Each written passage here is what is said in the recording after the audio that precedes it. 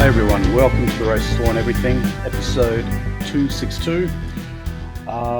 We're here on a Monday evening doing this, so we're actually on time this time. So, Nolsey, you're not going to get any visits from Mossad or anything like that during this episode? Hopefully not. Okay. So, wherever it is, like up in the Pilbara that you live, I hope your internet stays on. Oh God, no. Joking aside, like I've literally had to build my own fucking telecommunication infrastructure in this house because it's so fucking old. Right. Okay. All right. Well, we are going to go back to the old favorite for the opening, meaning that we're going to start with immigration today. I'm sorry, but we are going to start with what is the extremely triggering story of Matthew Gruter, who has now been deported and is back in South Africa. We all know the backstory, so I won't go over that. What we just want to talk about today is the fact that, yes, he ended up being deported very, very quickly. Isn't it amazing how fast the government was able to act to remove a particular individual from the Australian public that they did not like? It's remarkable, actually, just how efficient and speedy and effective government can be when they are motivated. And they were certainly motivated in this case. Well, I think you're wrong here because Murray Watts said like, well, we can't deport rapists because there's considerations about like what would happen to them in their home country. Right, in their home country. Or now, gay people. I would like to know, when you send a known white nationalist, or as the media love to say, neo-Nazi, back to a majority black nation that routinely kills white farmers with the sanction of the government, I wonder if the government of Australia that is, actually paid any mind as to Matthew Gruter's safety and the danger that they may have been putting him in, sending him back to what is basically the rape and murder capital of the world as a marked white nationalist. Did they give any consideration to that, I wonder? No, and even Gruter knew that, and I don't think we should ever play that fucking video because it was dismaying for me. But I was gonna say like the last name Gruter, like killing Boers, killing actual rural South Africans. Or the Afrikaans or Afrikaners. That's become a thing. So yeah. Kill the Boer, kill the racist. Kill the Boer, kill the farmer. He arrived in Johannesburg airport, and Johannesburg is about as bad as it gets in South Africa. It's amazing that used to be like the thriving financial section of South Africa, prior to 1994. I'm surprised the airport is even still functioning, to be honest. But look, I won't be the least bit surprised if next week we open up with another story on Matthew Gruter to find out that he's been murdered, or that his wife has been murdered, or his child, or at least that their home has been subject to home invasion or something of the kind. He's clearly marked, and I thought there was a really good write-up commentary piece in the Noticer about this, pointing out that you had roughly 15 photographers and reporters who were waiting there to harass him. They were shoving the microphones and the cameras right in his face. Of course, this was reported as being a meltdown by Gruter. I encourage anyone to actually go and watch the video. I mean, I know it's a difficult watch, but you can clearly see that yes, of course he's annoyed, but it's hardly a meltdown. It's hardly what a He's protecting his wife and his literal 1-month-old fucking child at that point. Like, right. I don't. That's not a meltdown. That is self-defense. Yeah, that's called being a dad, being a father and husband. So God. anyway, if it wasn't already bad enough in the all the wrong people have pointed out that Gruter is a white nationalist. He was then put on display for all people to see. When you've got a media frenzy around you like that, it's pretty hard to not be the center of attention. And just how many people, like at the airport, then would have found out, hey, that's that neo-Nazi guy. Let's go kill him because the ANC, the ruling party in South Africa, probably won't do anything about it if we do. Oh wait. Now, the other question that we have to ask here is, how did these reporters, how did these media actually know when he was flying in, on what day and what time he would be flying into Johannesburg Airport? How do they actually know that? Because the government is certainly bound by confidentiality clauses here, and this is strictly private information that cannot be shared with anyone. That's weird. Was it Yeah, illegally shared? Like it was. Now, the only other people who may have been aware of when Gruter and his family were arriving would have been friends or family.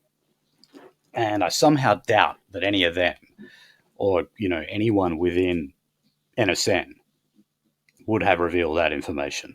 I cannot imagine that for a second. The only conclusion I think we can come to is that the Australian government or Australian intelligence or some kind of deep state actor who did have access to that information tipped off media about that. Because how else would they have bloody known that? And From Pixies, Finian, from Pixies. Leaks of this magnitude, where you actually endanger someone's life by revealing confidential information about them, it's not just like a sackable offence if you are the offending government employee or whoever you are. That's something that can land you in jail, actually. Yeah. That's how serious this is. I did say to a lot of other people, like, I was the most angriest person in the entire fucking world on Friday because, like, someone by the way, in the government fucking leaked this stuff. Someone jeopardized Matt Gruter's life, and again, his own wife, like, pleading. It's like, I've got a 1-month-old. I've got a 1-month-old. That should fucking destroy anyone's fucking hearts here when it comes to who leaked this information. I'm sorry to be so brutal, but like, yeah, no, don't endanger my people. Now, we've talked a lot on this show about the deal that the Australian government did with Nauru to take in a whole bunch of people who were previously in indefinite detention.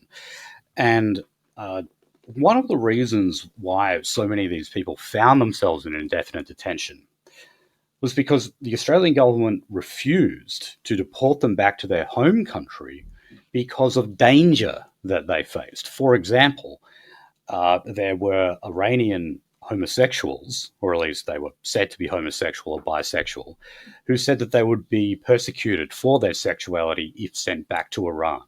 And then you've got other cases in Africa and, a lot of stuff like that.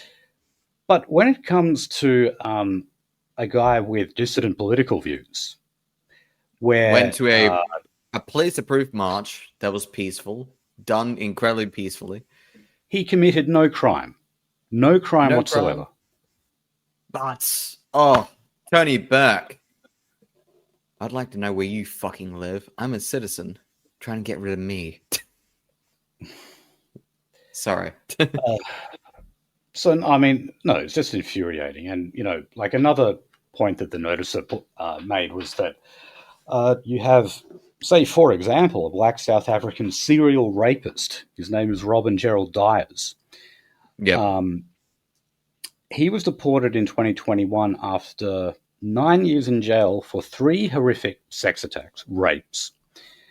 And no one was waiting for him when he returned to South Africa. And also putting that example aside, what about the many other people who have been, say, charged with rape and have not been immediately deported, or of murder even? So yes, we treat white nationalists worse than murderers, rapists, terrorists, etc. Which shows that there really isn't anything worse than being called a racist. That is as evil as you can get in this privatized social credit system that we all live in. Okay. Yeah. Now, I'm going to stop myself for that for a little bit. Yeah. Oh. So, now, please just keep Matthew Gruter in mind when we now pivot to our next story in immigration. And this is about ISIS brides.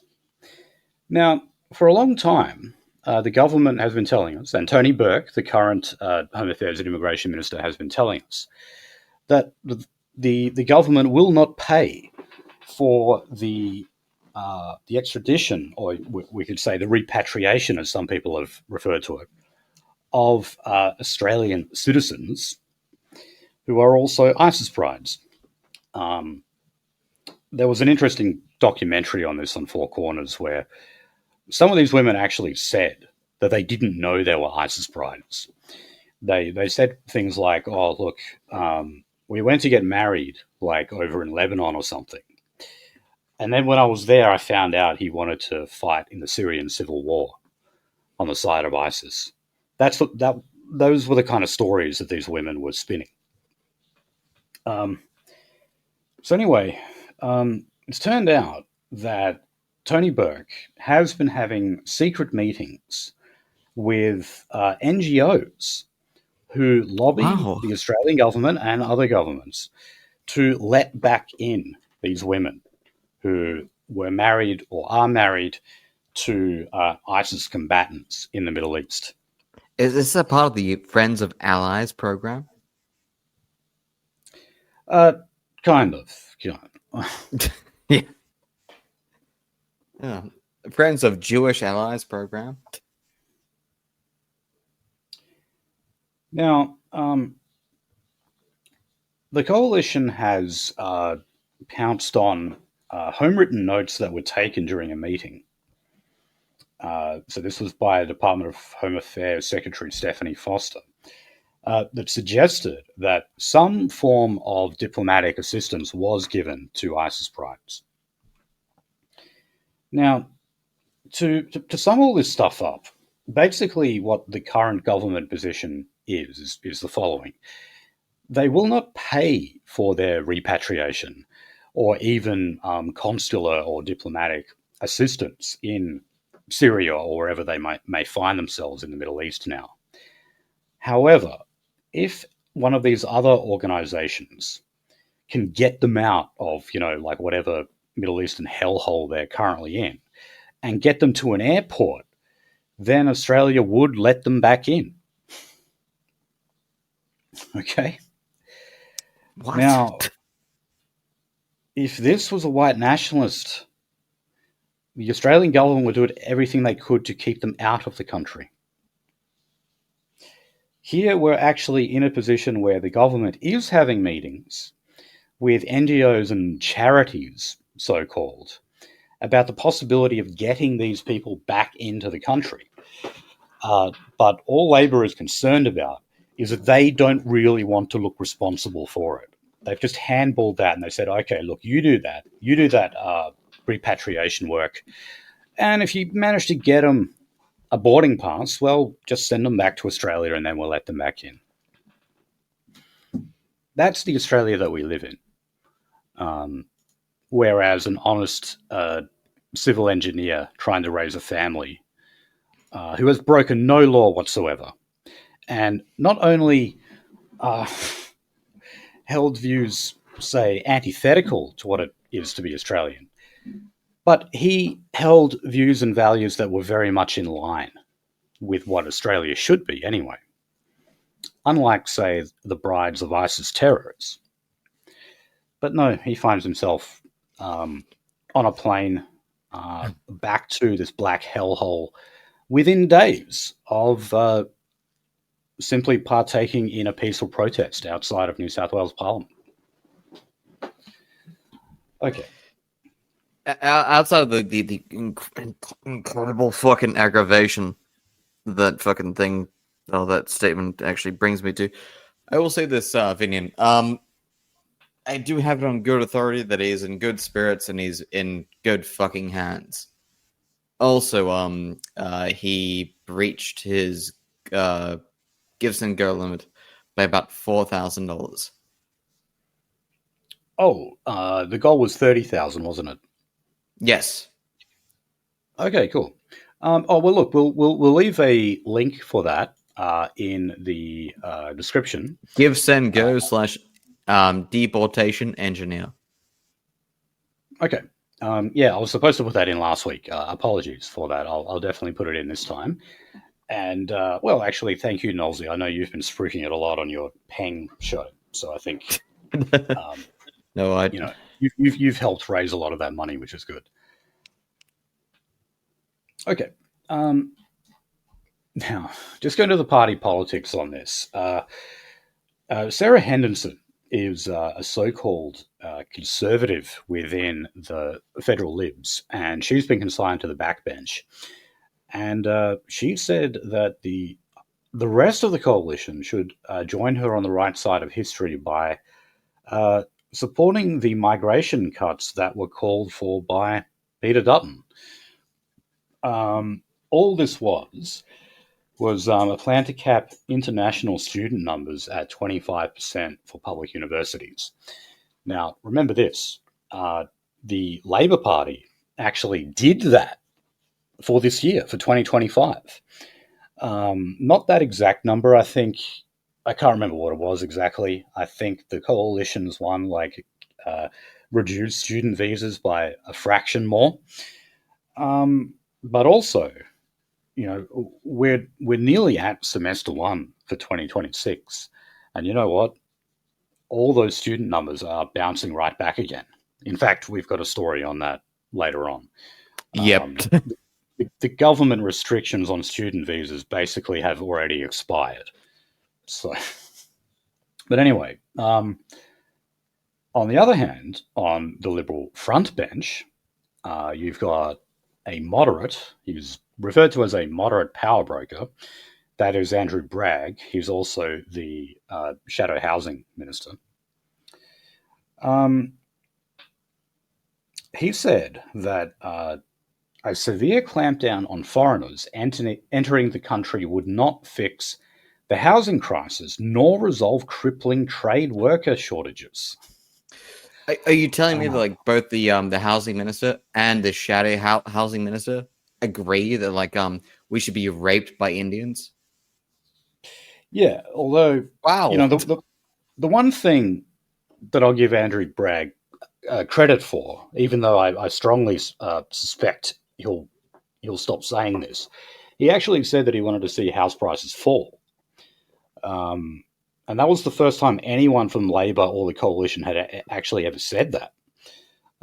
They all just said they wanted to see the rate of growth slow. They never said they actually wanted to see the prices fall. But yeah, we'll see for how long Andrew Bragg keeps up that pretense. Oh yeah, no, it's going. As soon as he's not shadow minister, he's gone. Anyway, he said the most basic bitch conservative points. He said that Australia has been a migration nation since 1788, and that being open to new migrants and new ideas has been the Australian way. Maintaining public support for a migration program is important for our economy and for our society. And I didn't see the exact quote, but apparently he evoked their founder, Robert Menzies, as well. And Jesus. I might remind Andrew Bragg that on YouTube you can still find the video of Robert Menzies affirming his support for the White Australia policy. And funnily enough, actually citing the example of South Africa as an experiment where multiracialism clearly had failed.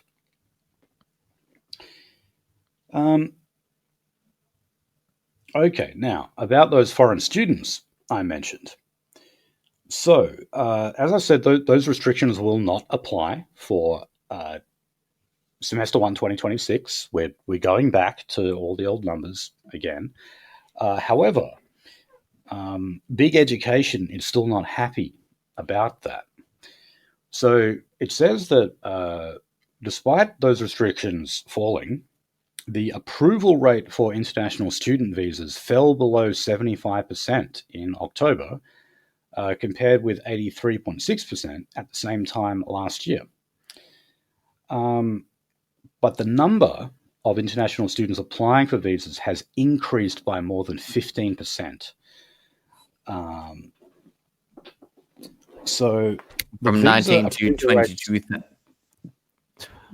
Yeah. So the amount. Look, what I think this is. Yeah, so basically what we've got here is we've got increased amounts of people applying for student visas, no surprise there. But the approval rate is a little lower than what it was last year. I was going to say, I don't think you understand the overall. The percentage isn't a percentage of approval rate; it's gross approval rate. So, okay, the gross efficiency of approval is 22% fucking higher. Okay. So, in other words, we're still increasing the amount of students we're taking in. Yes. Again, the 70 to 83%. That's 22% in Delta. Okay, well, that hasn't stopped universities from saying we're apparently pulling the rug from under Australian universities regarding visa approvals. But they're never happy. Whenever we read out anything about this or even talk about just kind of trimming a visa, the universities come out and start screaming about it. Every single fucking head is worth a couple grand, at least.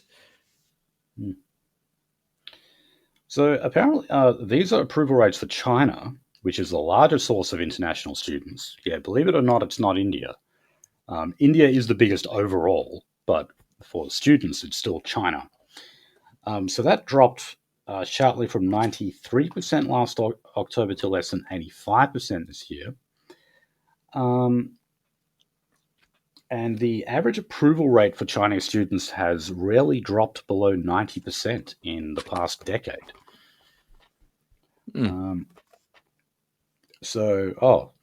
Here's Indians. So they're the second largest source. That's gone from 64% to 52%. Yeah. So, right. But as you pointed out, this doesn't really mean anything, considering the fact that they're just saying that the percentage of approval rate has gone down. But at the same time, the amount of people applying for the visas has gone right up. And that more than accounts for the reduction in approval rates. So there we go. Some degrees actually even take 5 years. 5 years of staying here and then applying for a PR, which you are no longer a student visa holder. In fact, now maybe you didn't even actually apply. Another article I saw recently from the Noticer pointed out that the vast majority of people obtaining visas to live in Australia said that it's because they want to work here, and also that they see a pathway to permanent residency or citizenship. So you have to consider how many of those people are actually coming here on student visas. In other words, they're telling the government that they're here to study and that they're enrolled in some course, but actually they're just coming here to work because they have connections somewhere through some restaurant or whatever it is. And they know they can easily cheat the system. Declare that they're studying, but they're actually working and actually competing with Australians for their own jobs and cutting wages. So, okay, well, let's move to the topic of anti-Semitism. Now, we kind of got slack with this the past couple of years. We used to always go through the ECAJ's annual report on anti-Semitic incidences. I'm very disappointed. Yeah, well, look, for the 2025 edition was actually released on the 3rd of December, so a few days ago. This is actually early because one of the reasons why we stopped doing this was because I was checking the ECAJ website and the report kept getting delayed.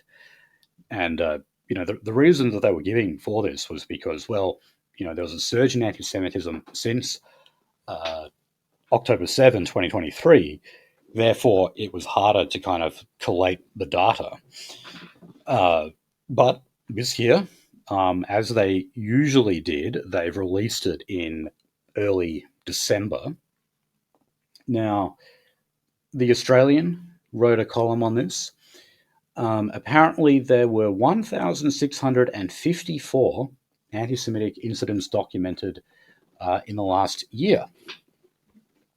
So here's some examples. A rabbi walking down the street pushing a baby in a pram who suddenly had a flaming projectile fired at him.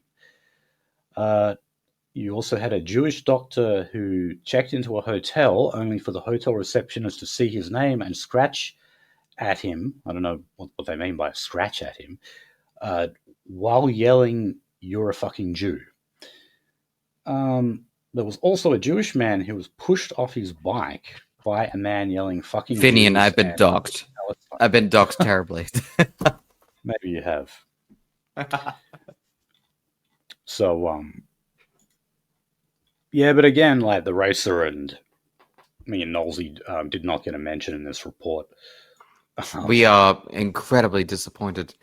Is there a grandma dropping her comp? And by the way, we're not making a joke here.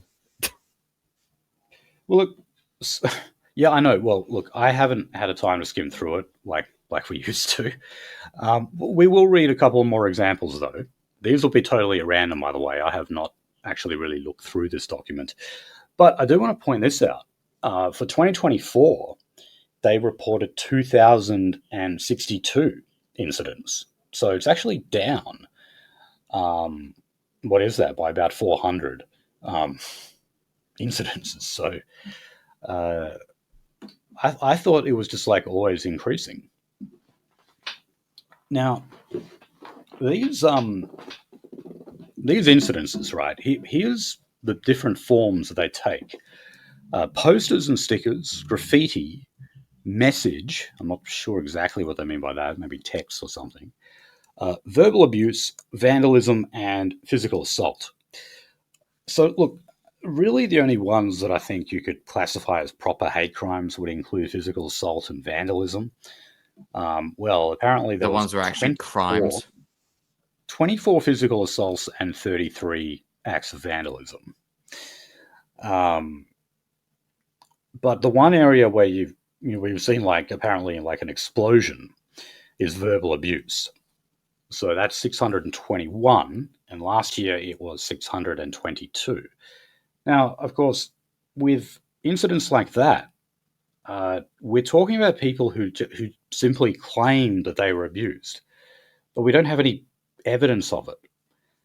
These are people who just inform the ECAJ that they were involved in whatever, and then that just gets just counted as an incident. And that goes for pretty much anything else as well. Most of this is just hearsay. So, none of this is verifiable, in other words. So take all of it with a grain of salt. Why do you target us? Why do you target us, Finian? You don't ask if anyone else's claims are verifiable. Why do you target us? No, right. I'm just targeting them. It's terrible. Okay, so to go to some random examples, I'm just flicking through the PDF now. So they did have the NSN, and their Jews Hate Freedom, which was outside New South Wales Parliament. I assume they put in the most recent one about abolishing the Jewish lobby. But, okay, what else have they got here? Stickers of dead Jew on a stick and terrors with the 2-letter R's replaced by Jewish Stars of David on rear car window of grey Holden Commodore wagon. This was in regional New South Wales. Okay.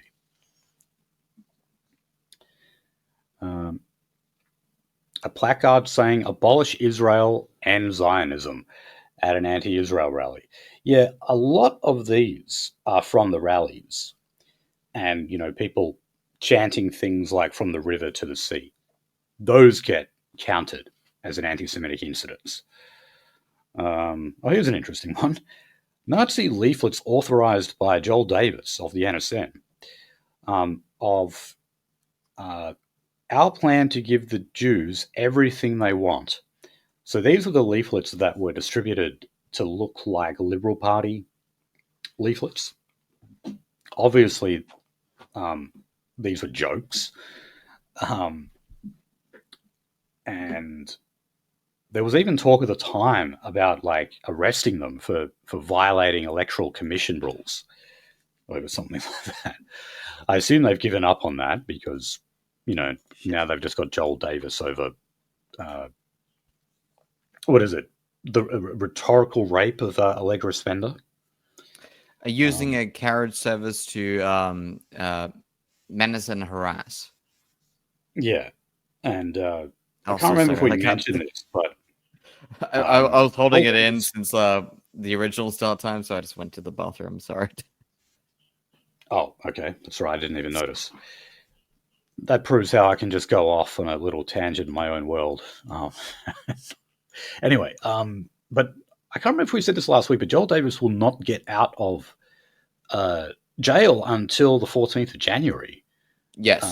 They extended his sentence. The bail hearing is not until then. Yep. So he's in remand until that point in time. And also the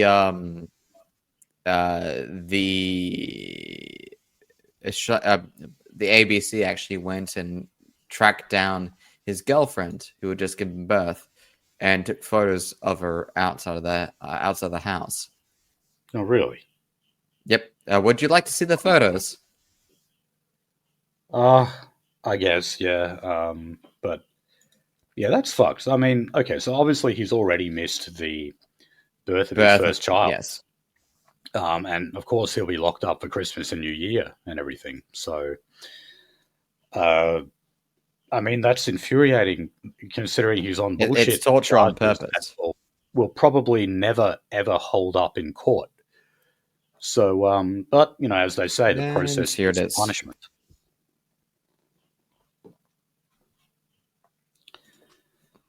Oh, God. Yep. Doing some live reacts. Welcome to fucking hell. Oh, they call him the Bondi Nazi. Bloody hell. That's a cool name. Okay.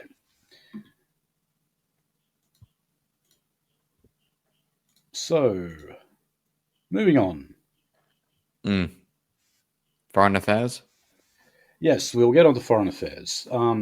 So, oh Jesus, the Australian government is planning to give an additional $95 million to the Ukrainian military resistance. Wow, talking about flogging a dead horse, we're also going to impose further sanctions on Russian ships. And also, we have a bunch of Tiger attack helicopters that are due to be retired from the ADF.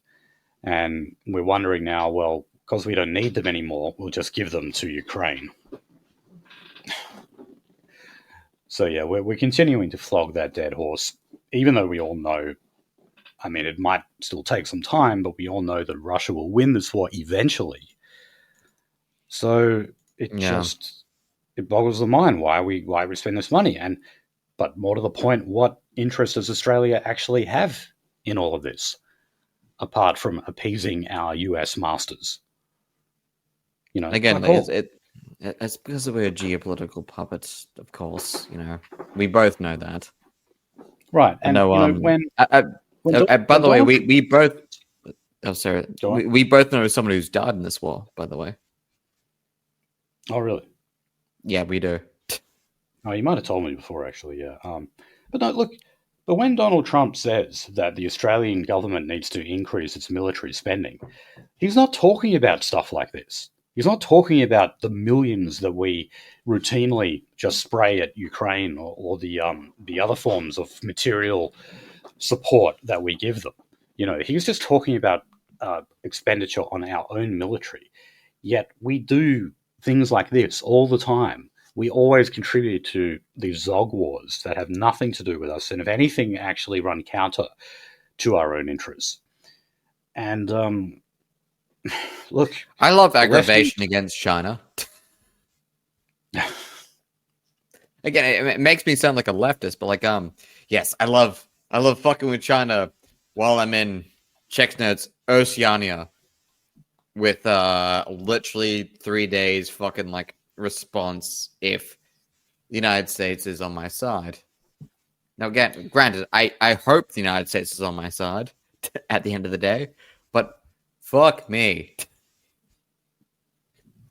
While the United States was fighting a fucking war in Europe, we were fighting a fucking racial war against the Japanese. Hell, in fact, even 2 months before fucking Pearl Harbor. Okay, so look, the only other thing we have in foreign affairs is Papua New Guinea. Yep. So, Jesus. So this is basically, a nation state of Torres Strait Islanders, where roughly 2 in 3 women say they've been sexually assaulted. It's better than India. They're calling for the establishment of a 10-kilometer buffer zone between themselves and Indonesia, because they do share a border, obviously, with Indonesia. But the reason why they're bringing this up, that this was brought up to our Defence Minister Richard Marles, is because operations like this are always paid for by Australia. Remember, Papua New Guinea is a former territory of Australia. We gave it up in the 70s, I believe. But we never truly gave them independence. We gave them dependence on Australia. Their entire internet infrastructure is built by Australia, because they obviously don't know how to fucking do it themselves. So, it's not just Papua New Guinea; it's the entire fucking thing, all the way spreading to Malaysia. Pretty much, yeah. Yeah. I remember there was this one video when I was a kid, and I remember seeing this in Germany, and there was this fucking South Asiatic man, and I was like, Tony Abbott's money, and I remember seeing that in Europe, and I was like, what the fuck is going on here? I came back and I was like, oh, okay, all right, I guess that's the case. Oh man. But this is Australia trying to play America, I think, in the region. And I thought we might as well cover this story now. It was actually going to be our very last story. But East Timor, or Timor-Leste, whatever the hell it is they call it. But anyway, Jose Ramos Horta, who I believe is a former president or prime minister, I can't remember how they do it in East Timor. He's taken a shot at Australia because the anniversary of the invasion of East Timor was actually yesterday. So it was December the 7th, 1975. So this was only 1 month after Gough Whitlam was dismissed as Prime Minister, and you had Malcolm Fraser as the caretaker Prime Minister. He's basically blaming Australia and Gough Whitlam for the invasion taking place. And that's because Gough Whitlam said to then President Suharto that he thought East Timor should be part of Indonesia, but he would not support any kind of invasion or violent takeover of the region. And of course, that's exactly what happened. And, Australia also had like a number of its journalists killed when the invasion went ahead. And then, we were so proud when we put peacekeepers in there when East Timor declared its independence, which was when, like 98 or 99, I can't remember now. I remember I was a youngin' when it was all happening. And so, yeah, it's stuff like that, to the extent that Australia projects any kind of like imperial will, it's in the Asia Pacific over these pissy little nations. But does it actually serve us any purpose? I mean, East Timor has now, like Papua New Guinea, effectively become a dependent state on Australia. They rely on the massive donations that we heap upon them to actually keep them teetering along, when East Timor is essentially a failed state, as is Papua New Guinea. Again, like I even said to you last time, like there was several wars where like even the Indonesians fought the Australians, and then the Papua New Guineans fought the Australians, and then we're both on a shooting front on both sides. But yeah, no, that place was a fucking nightmare, and a place that we should never have been in, or at least should never considered to be nice to. I guess I don't know. No, definitely not. All right, well, let us move on to the economy. And Yep. Wow, Australia has experienced the fastest GDP growth in 2 years. Don't know if that's really something to be excited about. So this is apparently due to a rebound in private sector investment. And it has sparked warnings that this means that the government needs to rein in spending, and that also we could see even higher inflation and an interest rate hike next year. Last week, I remember we went through the inflation rate went up again to 3.8%. Did you see Jim Chalmers actually quit a public meeting? No. Yesterday, yeah. Oh, okay. He just fucking quit. He was done. Okay. So anyway, the government, basically abandoned their plans to reform taxation of superannuation. That was when they were kind of only going to go after, they said, like the richest of the rich, and it turned out not really to be true. Over $2 million in superannuation, yeah. Right. which you fucking need to retire now. Like you need that much. Anyway, apparently there is a $15 billion black hole in the government deficit now because of the abolition of that tax policy. So the government has not yet figured out how it's going to plug those holes. Jim Chalmers has figured it out. Yeah. There's a video. Oh, it's him storming out of a fucking conference. I see. Oh, Jesus. There's some ad on. Yeah, let me just share the audio.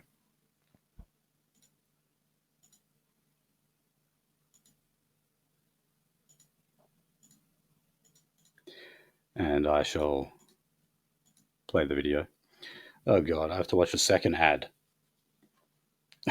Once this ad is over, I shall play it. 3, 2, 1. Oh, Harvey Norman. Oh god, now a Harvey Norman ad. Harvey Norman. Kill him. Kill him. Oh, God. Did we just give free advertising to Harvey Norman? Yeah, we did. Harvey Norman is the worst fucking... talking about rules there, but can I ask you to talk to Australian households who you've just told are now going to lose their energy bill rebate after Christmas? How should they feel, and how do you feel when they see Annika Wells out there spending like it's Black Friday on expensive dinners in Paris and trips overseas and ski trips in Thredbo? How should they view that, and how does that make you feel when you're trying to find savings in MAFO? Well, look, as I've said on another number of occasions already today, I understand why people are interested in it, and I understand why people are concerned about it. But at the end of the day, these are within the rules. Those rules are policed independently and at arm's length from politicians.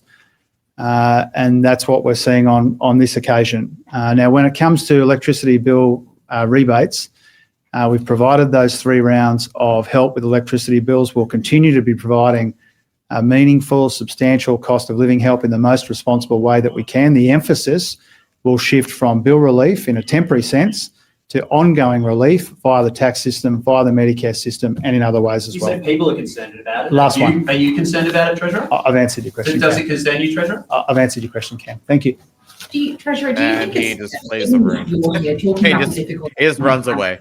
Difficult decisions need to be made quite blatantly. Like, is it fair for taxpayers to be paying for business class flights as part of the family reunion allowance when households are making difficult decisions about electricity bills, school fees, and it's an expensive time of year? Yeah, thanks very much. I refer you to the same answer I gave to Cam a moment ago. Thanks very much. Ooh. That's possibly the first time I've ever really seen Chalmers that flustered. He's actually, quite a smooth operator. He's got media charm, which, is why a lot of people actually say that he's a future leader. That kind of news cucks us a bit. There were several things, I think, mentioned by those journalists. Oh, yes. Yeah, I know it. Yeah. I want to see him embarrassed. I want to see him fucking fall down. I'm sorry. Right. So we're due a new budget, of course, in May. And Jim Chalmers said that, he's fueled expectations that he will pursue major reforms in the May budget. So he's hinted at a turbocharging private sector investment and productivity, and also unveiling spending cuts. Okay, so no real surprise by that. No.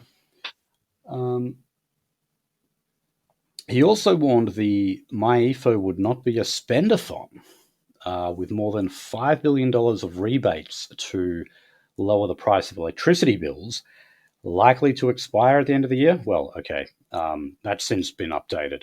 They will expire by the end of the year. We weren't going to cover this till we got to climate and energy. But yeah, we might as well say now.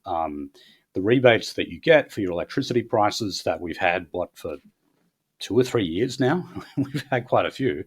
The government was basically forced into it because they promised us that we would see our electricity bills fall by $275 a year. Instead, they were giving us a rebate of, $75 to $150 each time. No, give me a hot second. I can actually tell you when. State governments as well gave a bunch of rebates too.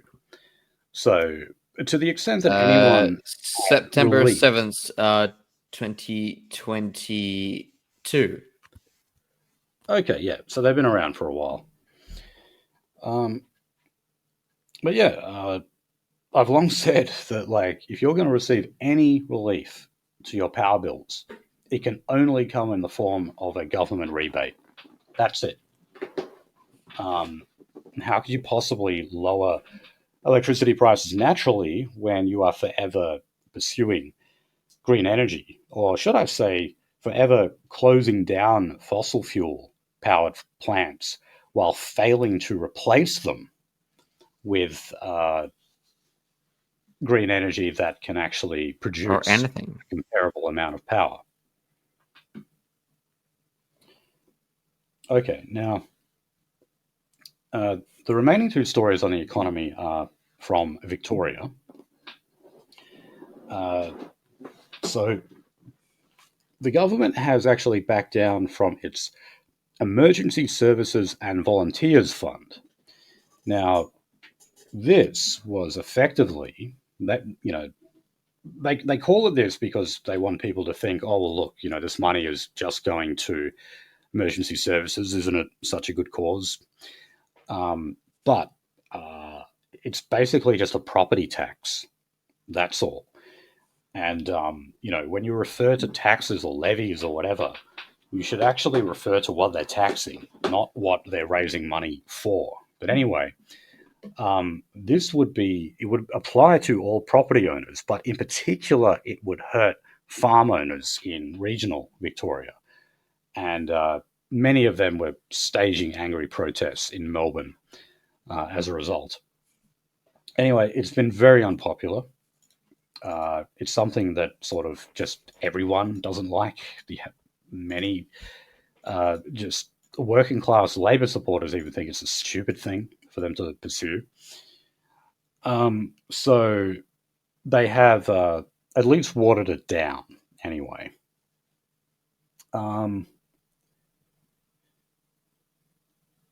So also, the government in Victoria will deliver a $710 million surplus this financial year, but has forgone what could have been a much larger windfall after spending nearly all of its revenue uplift. So they apparently took in more than $4 billion in savings after they responded to the Silver Review, which was basically, I guess it was sort of like Doge. It was there to find government inefficiencies and cut them. But yeah, basically, whatever savings they did make have already been pissed up. So well done, Victorian Labor. Okay. So we're moving on to housing. We're starting off in Brisbane. So this is a new plan by Brisbane City Council surrounding property density in Brisbane. So minimum block sizes would be more than halved. Car parking requirements would be eased. And height limits would be increased. So these are all changes to Brisbane's low to medium density residential zoning. So in other words, they're turning low to medium density residential areas into high density residential areas. So this apparently is going to add 6,000 new homes by 2032. See what I mean? So if you don't deal with immigration, you have to resort to bullshit like this, which is cram people into tighter and tighter spots. What? And then, of course, the other story we have here from the ABC is yet another advocacy for high-density housing. So this is by the think tank Committee for Economic Development of Australia. So they'd say that it all comes down to taking medium density housing and essentially turning that into high density housing. So it says, man, I do love Soviet fucking like brutalist blocks. That's good. Yeah. So their latest report says that the government should allow more terrace housing, townhouses, low-rise apartments, and dual occupancy. There's a joke here with a firewall in between. Dude, kill me. Kill me. Okay. All right. Moving on to industrial relations. So the inquiry into the CFMEU in Queensland continues. They've just heard evidence from what's deemed to be a rival union. The Queensland boss of the Australian Workers Union, the AWU, is Stacey Chinell, and she actually broke down in tears when she was going over what was said to be violence and intimidation towards her from CFMEU official. A construction so official made a woman cry. Yeah, that's right. Now, the AWU is often derided by the CFMEU, saying that AW actually stands for Australia's worst union. So, needless to say, they have very little respect for each other. The AWU is much more about starting the careers of future Labor MPs. It's where Bill Shorten lawyers, came from, for example. Yep. Yeah. They're just full of lawyers and like journalists and stuff. They're not actually full of people who, come from a working class background and, got their experience from organizing on site. They're all just like university graduates who just get churned out, and they go to the AWU because they think it'll kickstart a career in politics for them. So look, she said that like it was, she perceived it to be a threat on her life. Now, I don't have the exact quote of what it is, but why the fuck are you there, bitch? But yeah, I'm it was sorry, said to but be like, why? Well, yeah, I mean, look, if this was on a construction site in Queensland, yeah, I don't know what business she had being there, because they're certainly not there to represent workers or members.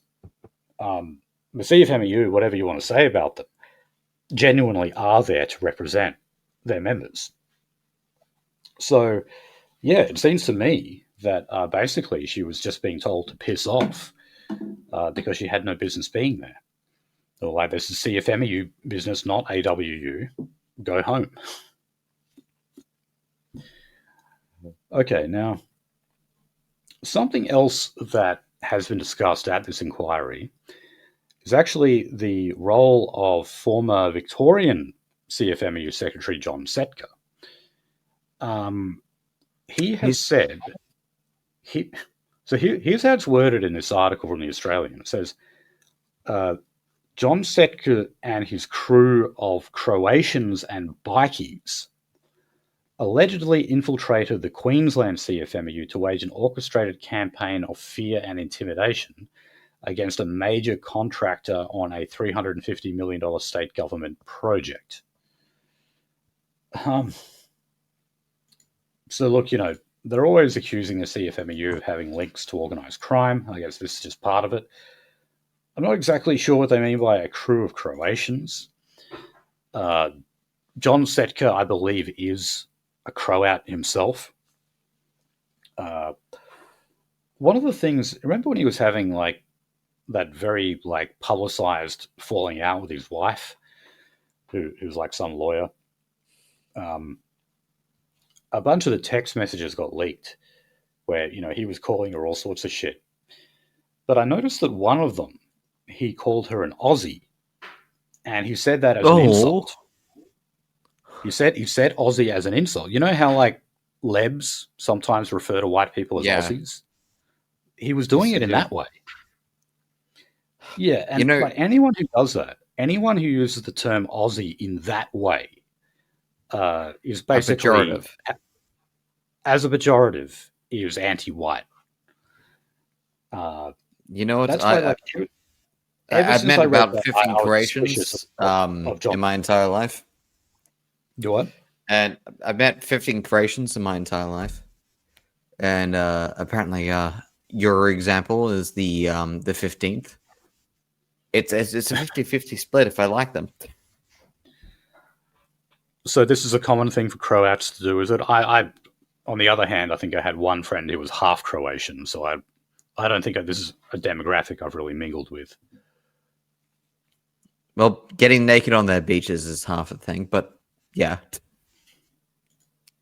They like killing our backpackers, don't they? Yes, they do.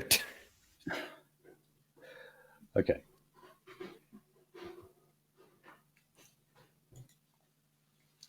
All right, so let's talk a little bit about ride sharing. So some Uber drivers, and of course, when you go to the guy pictured in this ABC article, it's some Indian or subcontinental. They've apparently South been African. saying that the rideshare apps tell them to disobey road rules.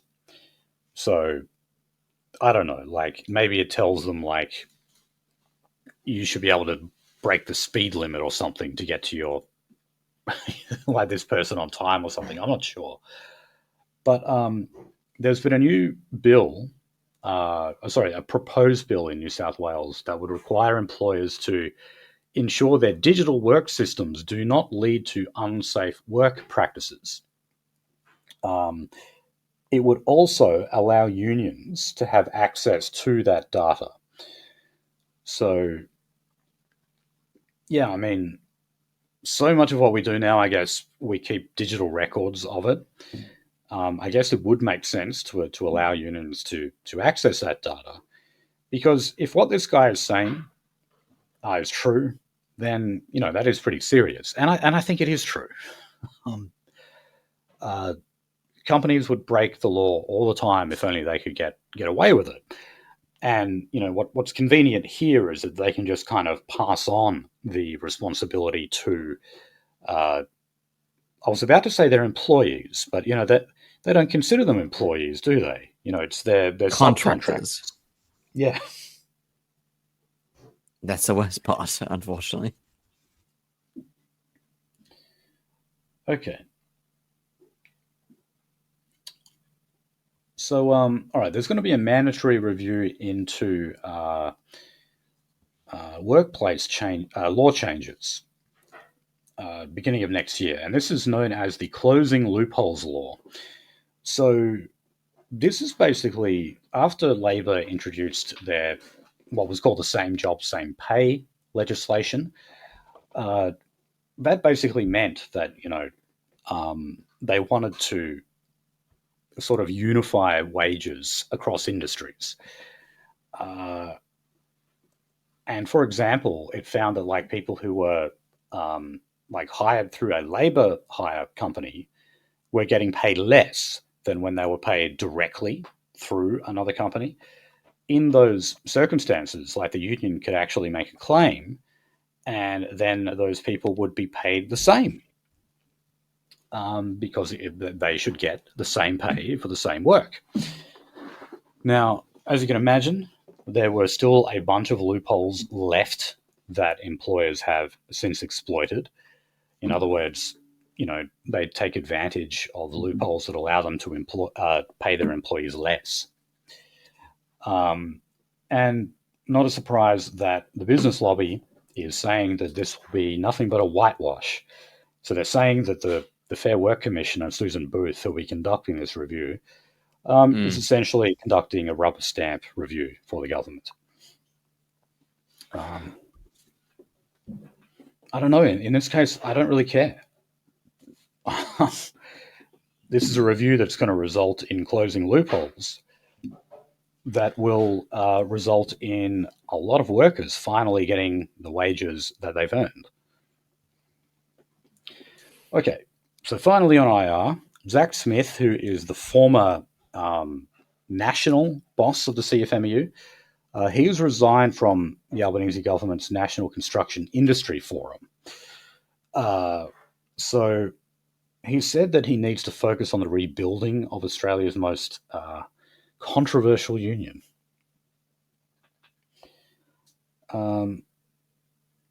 Now, he said that, yeah, he is working closely with the CFMEU administrator, Mark Irving. In other words, this is like the government official who has nationalised the CFMEU. Because remember, the CFMEU is still under administration, meaning it's under government control. And Zach Smith said that he's dedicated to reforming the CFMEU and working with the administrator so that those badly needed reforms and changes can be implemented. It's material items, isn't it? Now, I got to point out, rank and file members of the CFMEU, they hate Zach Smith, okay?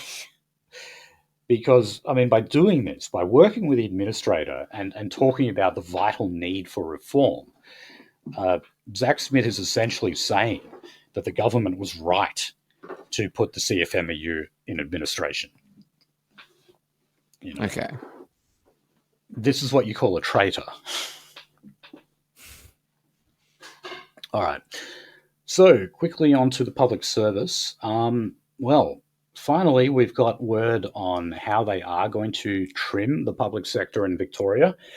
That is going to result in more than 1,000 public service jobs.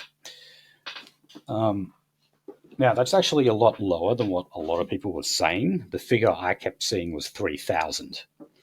So it's not quite that much. And they also said that no frontline services will be affected.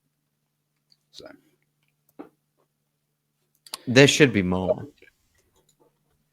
All right, so on to climate and energy. Well, yeah, we were news cucked there before. Yeah, we were. Yeah. Electricity bill subsidies will be gone by the end of this month, end of December. Well, would you like something worse?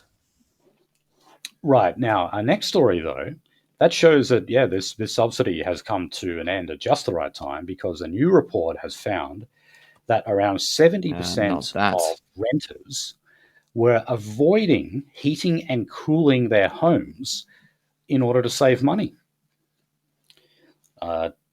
Doesn't surprise me at all. I mean, I admit, like, I've done this for years. Like, you know, I'll only put on the aircon if I absolutely need it. You know, like because it really is that Vinny, expensive. I've got something for you. What was Something that? fresh. Oh, from the noticer. Yes. One of Australia's largest solar farms in Wellington, New South Wales, caught fire this weekend. The cause of the fire is yet to be determined, but some locals claim it was sparked by a faulty panel. Oh, God. Yeah. No, sometimes you can't help but laugh at some of this stuff. Anyway, that report was actually, it was a survey of around 4,000 households around the country. So it was not small. Some people say that this means the government should impose stronger minimum energy standards. No, they should just stop closing down coal mines and coal fire stations. That's what they should do. Or at least give the green light to nuclear and uranium mining. Okay, now, well, to give you a further idea of what, you know, the fossil fuel industry looks like in Australia, we only have 2 oil refineries remaining. Just 2. So they supply around 20% of the country's liquid fuel demand. But apparently, Australia is not meeting its commitments for net imports of oil. And basically what that means is the government is going to have to actually extend the fuel security services payout. That, by the way, means subsidies to oil refineries. So we've seen before, like, you know, the kind of laughable situation where the government has basically admitted that it would have to subsidize coal fire stations in the future because of the fact that we're not getting enough green energy on the grid. So now they're actually talking about further subsidising the oil refineries that we have in Australia. Now, the Greens, of course, absolutely oppose this. And, Labor, I guess, in principle, also oppose it, but they have to do it because, well, what's the alternative? Blackouts. That's really what it's going to be. If you But don't Finian, they do love blacks. well, yeah, and coal burning.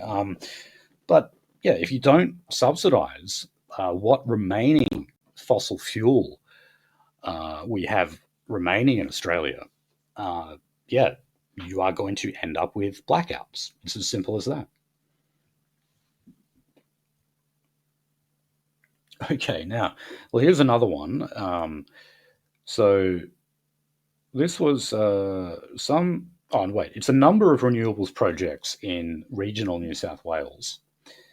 And it has apparently rendered the destruction of hundreds of native trees, so 670 estimated, that is, and also displacing many native birds and their nests. Wow. Yeah, there's constant tension between like climate change warriors and traditional environmentalists. Because what a surprise, you actually need a lot of empty space to run these projects. Okay, now here's something interesting. Labor's most recent advice on its 2035 emissions reduction targets were partly informed by a German study that has since been retracted. In other words, this study was found to be completely inaccurate. Now, to give you an idea of what this study was about, it predicted that there would be an economic nosedive of 62% by the year 2100 if we were to continue emitting as much carbon as we do into the next century. You hear all sorts of crazy figures like that are put out there by climate alarmists. And yeah, here we have an example of a study that was put out by a German university, and they basically admitted that it's bullshit. But the government still bases its own projections on such data. Yep. Guess what? The kilowatt hour is still the kilowatt hour. Could you actually make a kilowatt without, some sense tied to it? Socialist. You're a dirty socialist, is what you're saying. Yes. And I You're am. kind of. Well, that just means you're on the left, Nolsey. See, the alt-right was always just the alt-left. Okay, moving on. Population fertility? Just a couple more on climate and energy. So, yeah, Victoria is at significant risk of job losses, supply disruptions, and price volatility, and community resentment due to our disorderly transition to renewable energy. So this was something put out by the Auditor General in Victoria. And it says that Victoria will not meet its 2032 offshore wind target, and that significant delays in the construction of renewable energy projects and transmission lines would put the state at risk of blackouts when the Yallourn coal-fired power station closes, or at least is due to be closed, in 2028. That is an example of a coal-fired station that they may just have to keep on because, yeah, as the Auditor General points out, they are not replacing these coal-fired stations with the adequate amount of green energy. It's just not happening. Okay.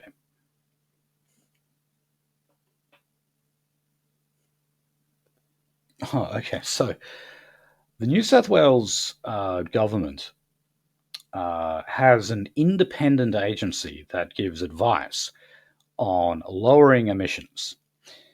But we now know that the people who sit on in this agency tend to be climate activists, or they tend to be people who have links to the private sector who are invested in green energy. So you had a former Deloitte partner, for example, who is a climate activist and is now invested in green energy. I was going to say, for how many years have we said, that's, green energy has just been this new investment program for industrialists? In fact, even leftists. So they've got people here like Commissioner Meg McDonald, chair of Recycling and Clean Energy, Trace. Wow. Another commissioner, Maria Atkinson, also currently holds a role as a venture partner. Atkinson, as in British Petroleum Atkinson? Well, it says a San Francisco-based venture capital firm investing in clean technology innovation. Yeah, this is what you call a conflict of interest. These are people who are either ideologically or financially invested in green energy and climate activism. And here they are on this board that gives advice on lowering emissions. It gives people advice on increasing their investments gains, put it this way. Yeah. Okay, finally on climate and energy. Data center developers will be able to invest in new gas projects to offset their energy use under the Albanese government's AI strategy. What? Okay, so this is the national AI plan, which we kind of talked about this last week, where a lot of people thought it was going to be like an enforceable code, but it's not. It's just a set of guidelines. So, for example, when a company uses AI in its advertising, they are simply advised that they should inform the public that AI was used in that advertising. But if they don't, well, you can't enforce it.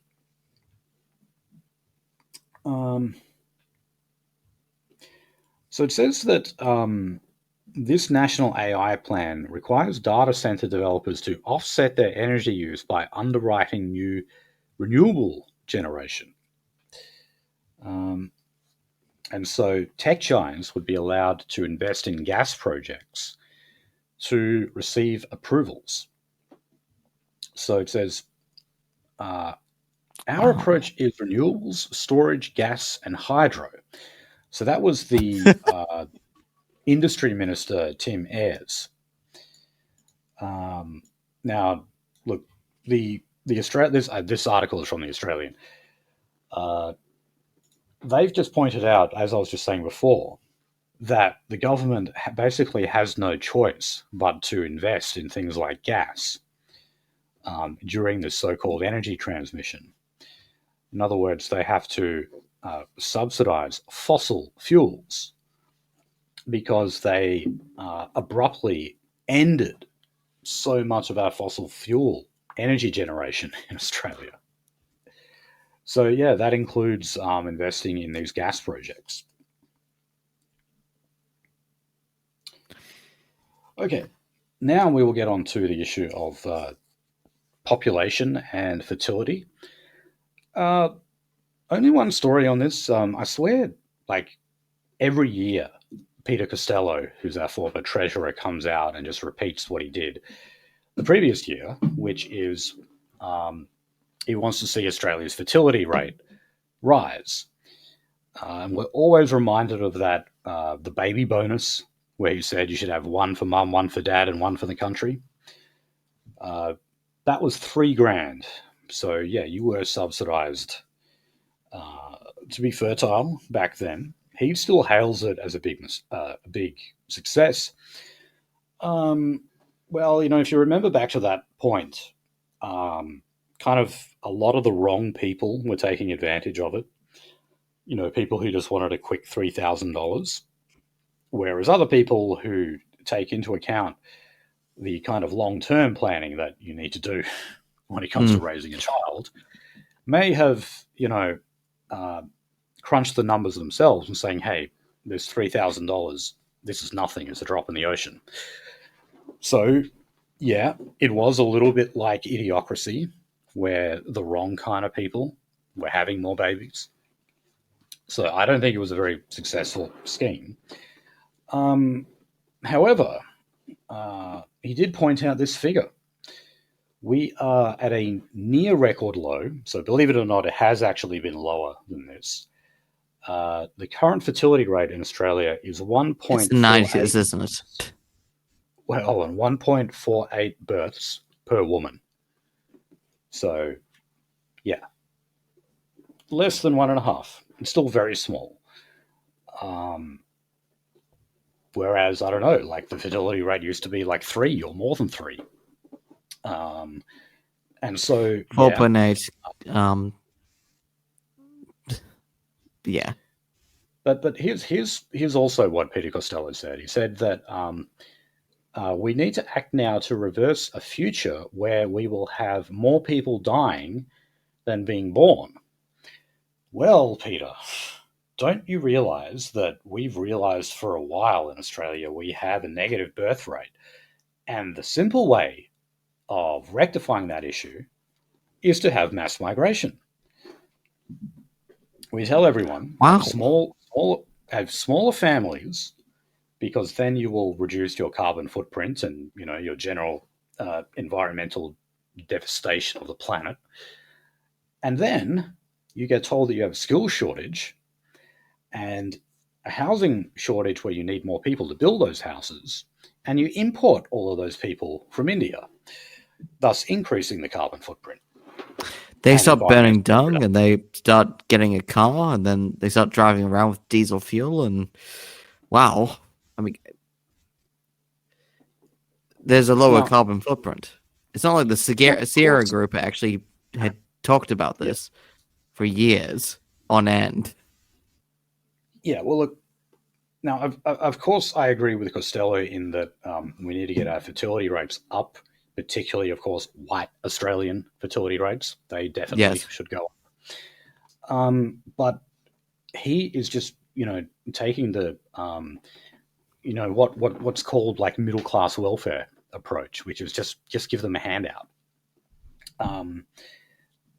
It's so much deeper than that. It's people saying, I don't want to bring a child into this world because look at the hellscape that is quickly forming around us. We see reports of serial rapists and white women being sexually assaulted, and then their fathers told that they're racist because they want to do something about it. And so a lot of people say, well, I don't want to bring a child into a world like this. They also just simply lack the finances to do so. And $3,000 would not make a bloody difference at all. Or even $5,000 or $10,000.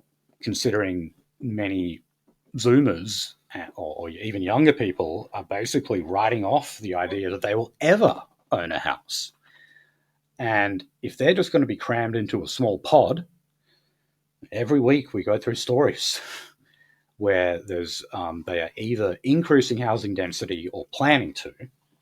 Well, it's pretty hard to raise a child or multiple children in a one-bedroom apartment. I mean, why do you think fertility rates are so low in a city like New York, for example? And I remember always wondering that as a kid when I watched these shows like Seinfeld that were set in New York. I thought, how in God's name can you raise a family there? I mean, I know people still do, but it's incredibly difficult, and many people just choose not to. So, yeah, I agree. But you can increase the fertility rate by lowering migration, because then you actually start to create an Australia that has a bright future, and that makes people keener to have kids because they're more optimistic about the world that child would then grow up in. The more we keep letting people in, is the more we say, well, look, we see like an ugly, brown, violent, poverty-stricken future for our children, and so therefore we'll just opt out of the system. Yeah. But yeah. To all our listeners, though, please have children. Do it. Even they're half, Okay. even if they're half Dutch. Yeah. Terrible. Okay. No, that's one of the things I've even been fighting against myself, and when it comes to the construction industry and all the other guys, and even my small investigations. But yes. Yeah. Look, even if you may be bringing a child into a non-majority white world, a white country, I should say. I mean, obviously we're a minority globally. I think we what make up 3 to 4%. Europeans are a fucking warrior race. Yeah, even though we used to take up around a third of the population, we're now tiny, but we will create our own communities. Even South Africa has Orania, and we will basically make. Even the Americans have their own little return to land. Well, there's basically the center of Gettysburg for like the English, and for us in Australia, like I don't think we're gonna make our own thing. We're currently the golden standard for activism, so. Well, look, I definitely think though that we will create white enclaves going forward, and those will be good places for people to raise families and live. I hope so. Okay. So let's move on to Aboriginal news. The Ayers Rock Resort is due to is going to change hands. I'm surprised they still call themselves the Ayers Rock Resort, because it is, of course, right next to Uluru, as we call it now. But yeah, it's been bought up by an American private and company. Do we? And you know why? Because the local Aboriginal corporation has said okay. So, we don't have the details, but rest assured that this American company, what they call Crestview Partners, have obviously cut some kind of a deal, some kind of lucrative deal with the local Aboriginal elders or whatever they are there.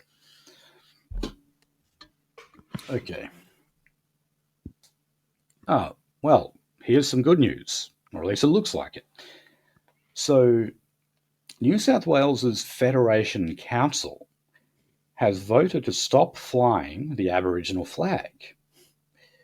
Wow. So it said, and by the way, that means the Aboriginal and also the Torres Strait Islander flag. That other flag where a lot of people point at it and say, "What's that?" Yeah, the blue and green one. Yeah, that one. That's the one. A lot of people get very confused by that one. They think it's like a footy team or something. Anyway, they said that they are promoting civic neutrality. Okay, so they're taking the sort of the conservative line here. It's a civic nationalist kind of point of view, where they say we shouldn't be dividing people on the lines of race. And also, welcome to country, you would need to actually seek approval. You'd need permission to do a welcome to country or acknowledgement of country. Okay, good. Because, I mean, basically anything that any government body does or any council does, they always have to start it with a welcome to country. And yeah, it's finally good. I mean, I think actually there's been a couple of other councils who have done this, but maybe Yeah. it's actually spreading now. I thought it was going to spread like wildfire after the Indigenous voice referendum was so resoundingly defeated, but it's actually been pretty slow. Would you throw away your tool? Would I what? Would you throw away your tool? My tool? Yeah. And what do you mean by that? Okay, like embarrassment. The enemy will never throw away embarrassment. Even if they lose. Yeah. Okay, now, oh my God. Federal Labor, I didn't know this, but apparently we have spent over $1 million on yarning circles. Now, if you don't know what a yarning circle is, it's supposedly a traditional practice used by Aborigines where people sit in a circle in like a non-judgmental environment. And they drink a whole bunch of VB cans and make the VB circle. Well, that's called a goon circle. Yep. All right. Very common site in the Perth CBD. But no, apparently, well, this was according to Google AI. I looked up like the definition for this. They said that it is to create an environment where you openly talk about issues and problems and talk things through. As if that's some sort of unique component to Indigenous culture, talking about your problems. I guess, simply making it in a circle and calling it a yarning circle gives it that mystique of Aboriginality. I don't know.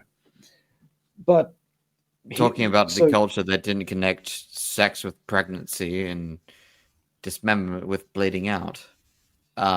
Yeah. And didn't even have a developed spoken language, let alone written language. Okay. So okay. The coalition has rightly criticised Labor for this, for pissing this money up. But then they go and say something like this. They say that money for Indigenous funds should only be spent on what works. None of it works. Right? Fucking none of it. And the coalition is just as generous as Labor is on all of these kind of things. You know why there needs to be a fucking National Socialist Network fucking party or a White Australia party right now? It's because there's literally whiteoids in, Victoria, the state of Victoria, saying like they own all of it because they are Aboriginal. Yeah. A lot of the time they're simply able to squat on public land and they have no legal right to be there, but we allow it, we tolerate it because, well, the prevailing secular religion is that non-whites are superior. So we let them do things like that. Welcome to hell. Okay. Now, let's go to crime. So we're going to start in Victoria. The adult crime for adult time laws, as they've, come to be known, also said to be kind of copied from Queensland, they've now come into effect in Victoria. So that means that children who are aged 14 and above would face adult sentencing for particular crimes. So those include aggravated home invasion, intentionally causing injury in circumstances of gross violence, recklessly causing injury in circumstances of gross violence, aggravated carjacking, and serious and repeated aggravated burglary and armed robbery. So serious offences, basically property and violent offences. So now, if you're of that age group and you've committed one of those crimes or been charged under one of those crimes, instead of going to the children's court, you'll actually go to the country court. So we know that the Allen government never wanted to implement these laws, but considering the huge spike in crime that is basically across the board, home invasions, machete attacks, whatever it is, and so, we just do what I guess is to an extent the knee-jerk response. And I'm not saying I oppose these laws, by the way. We obviously need to do something. But, there would be absolutely no need for these laws, no need for them whatsoever, if Victoria hadn't been flooded with brown filth. Okay, with absolute brown and black vermin who are out there committing these crimes all the time. Oh, and by the way, I just wanted to say, we'll wrap it up here because Nolsey wants to go, which is fine. We'll continue the terrible. We'll continue this tomorrow. But I just wanted to somewhat apologize for saying that woman who was stabbed randomly in Melbourne, I said it was like a white ice head. It was actually like an Aboriginal, like half caste or quarter caste or something. Thank you to the noticer for pointing that out, actually, and I do apologize for saying that. The crime spike is basically entirely non-white. I mean, they've obviously always had a problem with Aboriginal crime, as we have across the entire country, except like Tasmania. But yeah, it's just infuriating. We shouldn't have to have laws like this to deal with it. Okay, now going to Queensland, we have the Christopher government has, of course, announced this crackdown on the illegal tobacco trade. Not that it is just an issue in Queensland; it is right around the country. Anyway, this has resulted in 150 vape and tobacco stores being shut down.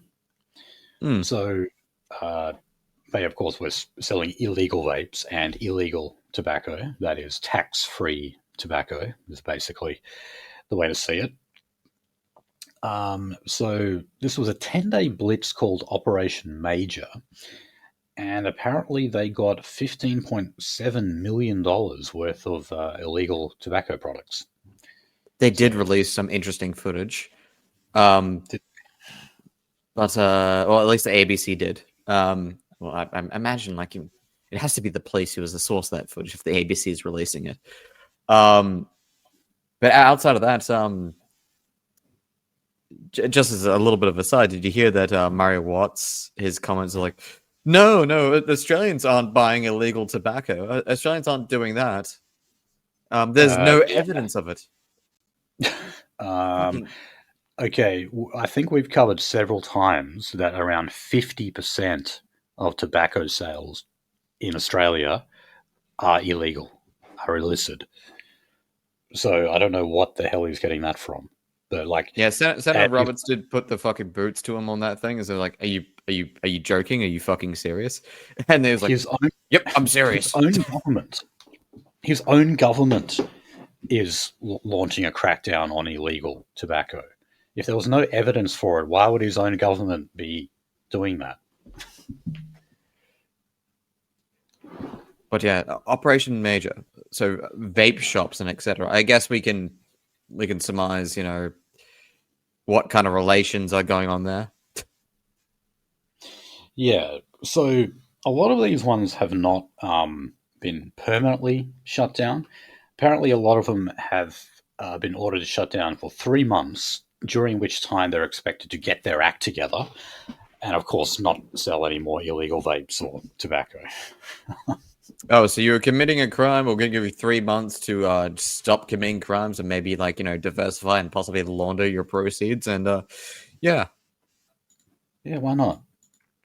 Well, look, I don't know. If you were just selling some Indonesian cigarettes under the counter every now and then, like, okay, fine, that's a crime. But I don't know if that's serious enough for you to be shut down permanently, you know? I'm going to be It all depends on the scale of the operation. I'm going to be the terminal fucking leftist at this point. But you do actually have to find the cause of something to stop it, because shutting down alcohol shops or liquor stores, the alcoholic is just going to break in. Well, yes, you just where there is where there is no legal way to satisfy an addiction or a disease, illegal ways become prevalent. Then that is what is preyed upon by these organized crime gangs. You're talking about like people who are otherwise perfectly law-abiding who are resorting to buying illegal tobacco now, because I know a couple, right? And they're not, these people that I know, they are not, I'd never describe them as criminals or really shady in any way whatsoever. But they purchase illegal tobacco because they can, and I don't blame them. I totally understand why. Yeah, sin taxes are a nightmare, or excise taxes. They are. It's ridiculous. Okay, now the ABC has been making a stink about, in Tasmania, footage has leaked of juvenile detention officers improvising a spit hood. So it turns out, though, that spit hoods are not illegal in Tasmania. They are in most other jurisdictions in Australia. They were reintroduced in the Northern Territory, which I absolutely commend the Northern Territory government for doing. But in Tasmania, they're actually still legal. Nonetheless, it still causes a huge uproar when we see footage of this. And basically all it was they pulled his shirt over his face. If you go have a look at the pictures, that's all it was. They just pulled his shirt over his face. Now, why were they doing that? Because he was spitting at the staff. And I don't know, but he may well have even been trying to bite them. That's another reason they use spit hoods, by the way, is because, yes, sometimes prisoners and detainees bite staff as well. So this is basically an uproar over a method that is legal in Tasmania and used to be legal across the whole country. And I mean, I always got to ask the question, okay, if they're not allowed to use spit hoods or improvise spit hoods, what are they supposed to do? Are they supposed to actually just cop it? Just let the prisoner freely spit at them and bite them? Is that actually what we're saying? It's like a microcosm of what we're expected to do as a nation. Yes, actually, that's a good way of putting it. You just, bend over and take it. Okay, finally, sorry to end on this triggering story, but I guess it's, some justices here as well. The brown Pajit, the evil street shitter who stabbed a white woman to death, has been found guilty. So this guy, Rajwinder Singh, God, they're all called fucking Singh, aren't they?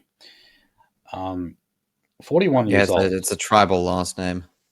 You won't find a Sikh that's not called Singh. All right. Yeah. So this was on a beach in Queensland, and he stabbed this woman to death. I think she was just walking her dog or something. And then he fled to India for 4 years. Oh, yes, I remember this one. Yeah. We covered this when it happened, by the way, just to make you feel old. Yes, I recall this. Yeah, I do recall.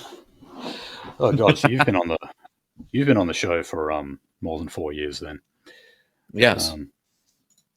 But yeah, I've been a terrible bad boy for my entire life. So yeah, I'm glad we got this guy in the end. It's obviously an awful story, but I think news of this one really needs to be spread far and wide, because up until now we haven't really associated Indians with serious crime. We may associate them with irritating behaviors and how they smell and that kind of thing. But, Scamming, shitting, etc. Yeah. Possible sexual assault. Yeah, we often overlook the fact that, if you look at the crime stats in India, there is a lot of sexual assault and a lot of violence that goes on.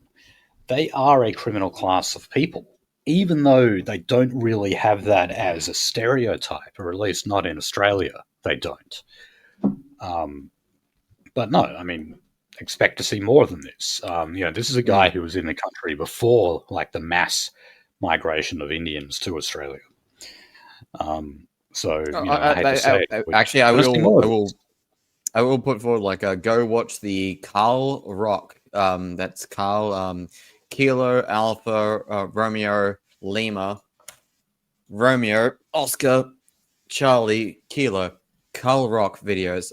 He's a guy with a Indian wife who's got vitiligo, and he just does all these copes about the country. But the thing is, if you know how to read between the lines, well, oh boy. Oh man, I told you. Traveled the entire country, learned a lot. A guy from Australia Post came to my door one day. He was an Indian with vitiligo. It was like the most freakiest sight I had ever fucking seen. It was scary. Okay. So let's go to party politics in the States. So believe it or not, the South Australian Liberal Party has a new leader. They're actually only about 3 months away from a state election. However, their leader, Vincent Tarzia, had been trailing in the polls quite consistently. Now, some people I remember were saying that he was going to be the kind of hard right leader that South Australians had been hoping for. He turned out to be just majorly disappointing. On a two-party preferred basis, polls actually had Labor at 67%. So fair to say he was not exactly doing the best job. So he stood down last week, and now we have Ashton Hearn. So yet another female leader takes the reins of the Liberal Party. This is actually the third leader in, 2 weeks, who has been rolled at the state level and replaced by a woman. Is the end of politics literally like leadership being replaced by females? Is that how is that like the litmus test? Is your party leader a woman? It seems to be that way at the moment. This could just be a coincidence, but yeah, I doubt it. The third one in a row in like 2 weeks to ascend to the top job. Now, that said, she has no hope. Labor rule the roost in South Australia. Labor rule the roost in South Australia more than they do in Victoria.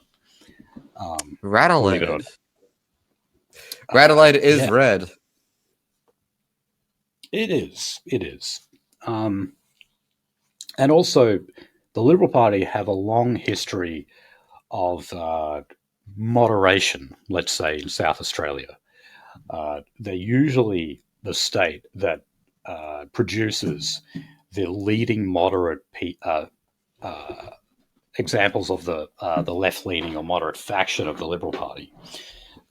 It's also where the Australian Democrats came from, because you had moderates that were so moderate, they actually thought that Malcolm Fraser was too right-wing. So they broke off and they formed... I'm serious. That's how that started. And then you had the Australian Democrats who pegged themselves as like the sensible centre alternative God, but we Of need course, to like put some fucking capsaicin and some real spice, real hot stuff in Adelaide fucking politics. If that's the case, man, like Jesus. Yeah. So yeah, look, I'm not going to pretend like I know a lot about this woman, but they go to the election in March, and I don't know, maybe she will repair some of the damage left, but and maybe even win a seat or two from Labor, but no, I don't think she has any chance of forming government. Okay, going to the New South Wales Labor Party. So, the former Premier Morris Yema apparently has direct access to Chris Minns. No. So, Morris Yema, if you are unfamiliar, he became Premier when Bob Carr stood down. The evil extremist Nazbol anti-Semite Bob Carr. He was a long-serving Labor leader. He won 3 elections, and then A like man during after my his own third heart. term, he stepped down. He what? A man after my own heart. Yeah. He was also married to what one Liberal leader referred to as a mail order bride. That leader then had to resign, and he actually tried to kill himself over that. Fun. Anyway, but the Australian is appalled by the fact that a former Labor premier, apparently has directly lobbied the current Labor premier. I mean, is that really like such a outrageous, scandalous thing to have happened? Anyway, they're saying that there were 3 major projects. Man who worked with party is now lobbying, party man at head of the same fucking region he was in. I'm surprised he's not advising him. Well, look, okay, this is what the Australian are upset about. They said that 3 major projects that were later placed on the government's fast-track planning pathway, which included a Kerry Stokes-backed proposal for more than 1,000 units in Sydney's west. These were apparently fast-tracked because of Morris Yema directly lobbying Chris Minns. Okay, but I mean, pretty much most former politicians become lobbyists in some way later on because they have the connections, they know the people, they know how. Who to was get the one who direct fucking lines tried to to get into fucking the NFL? Who was that? Who was the one who fucking tried to? It surely wasn't ScoMo trying to get into fucking rugby.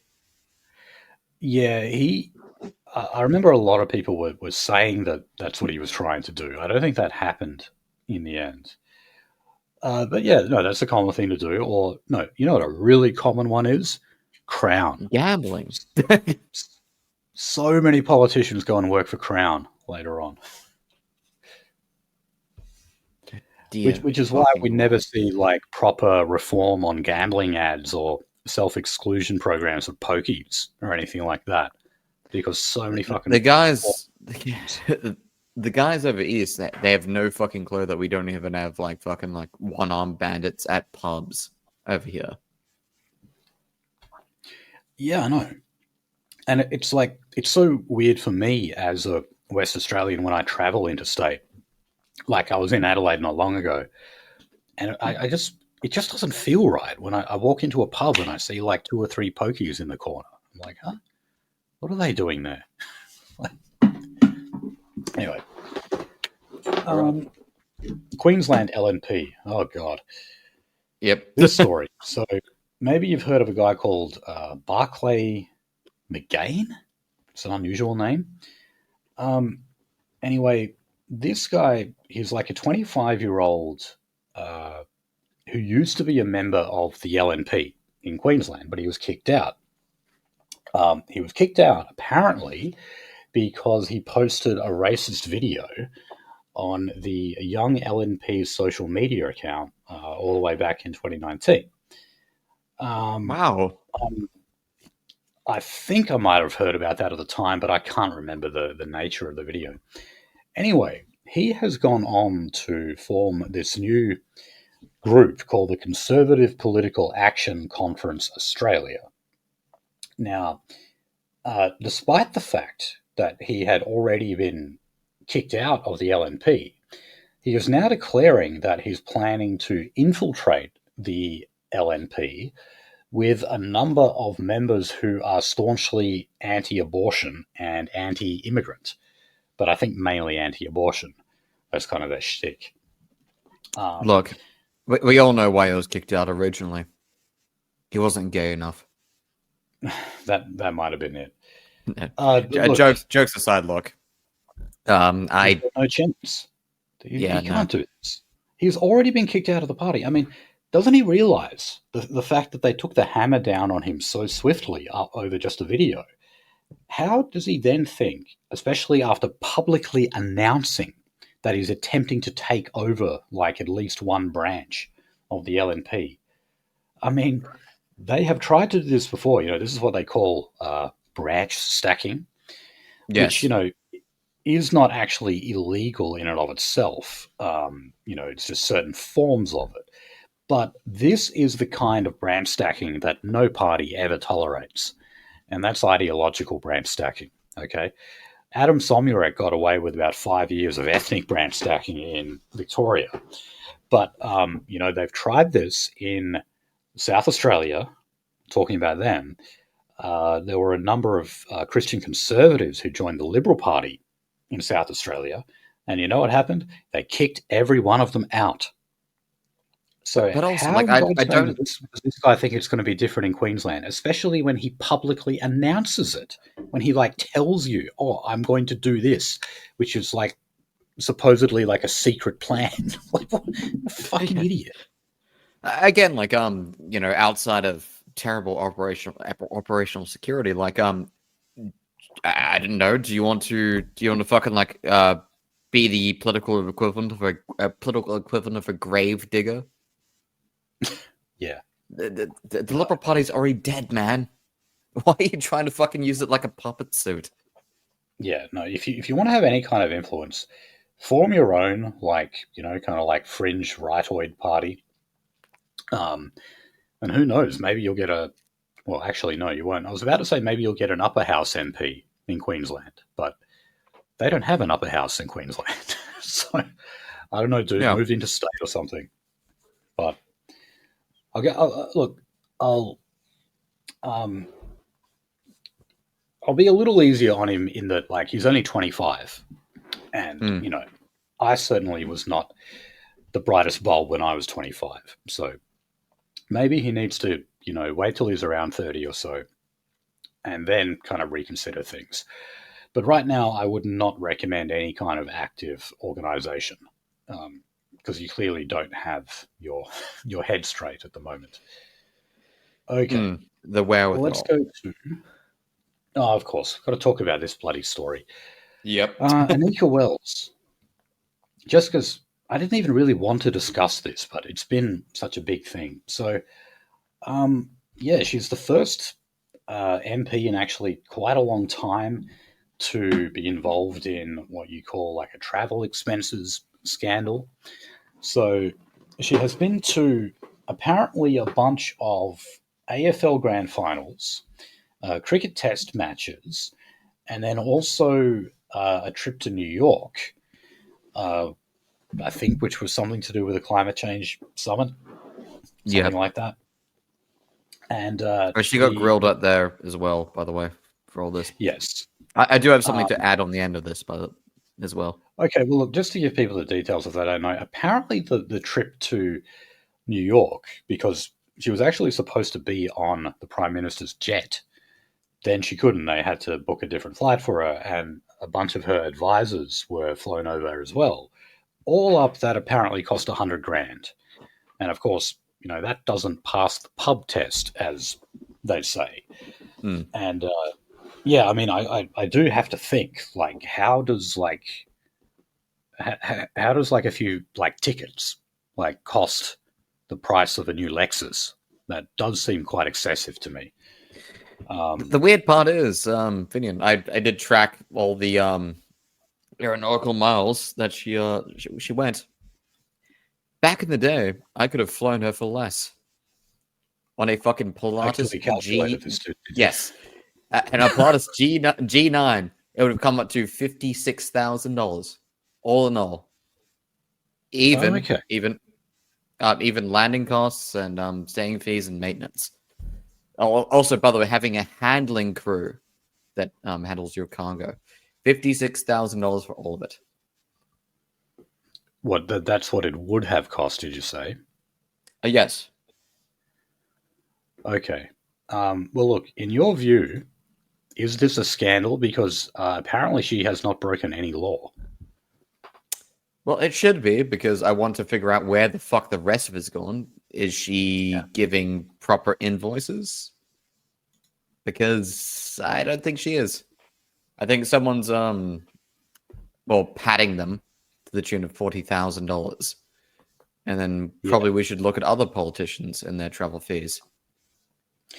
Yeah, well, you see, one of the reasons why this has not been a big story in such a long time was because when, like, the peak of this was back in, like, 1996 or 97, where you had 3 Howard ministers resign from the front bench, and all of that was to do with travel expenses.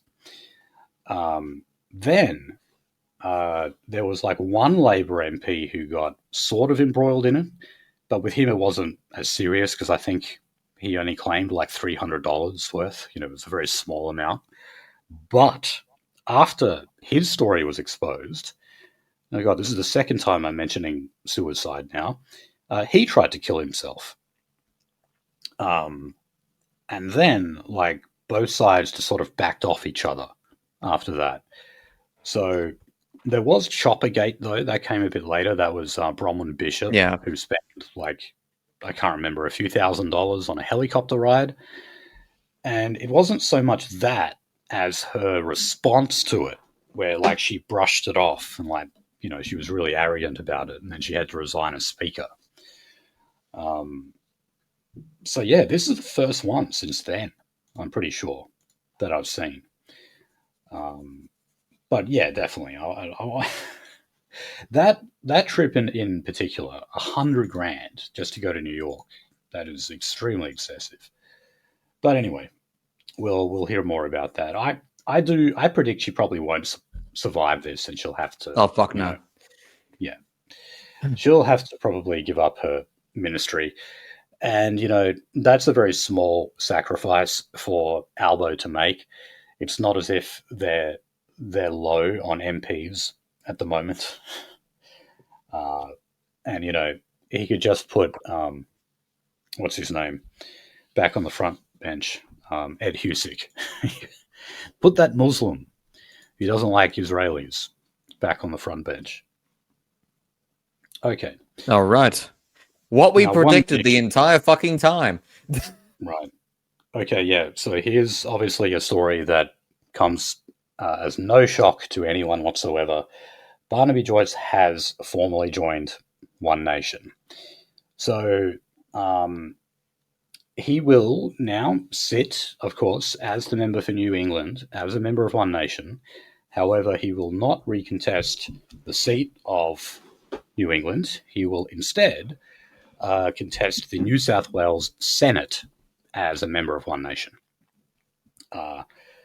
Because, yeah, he's, you know, definitely fair to say he has a better chance of winning a Senate seat.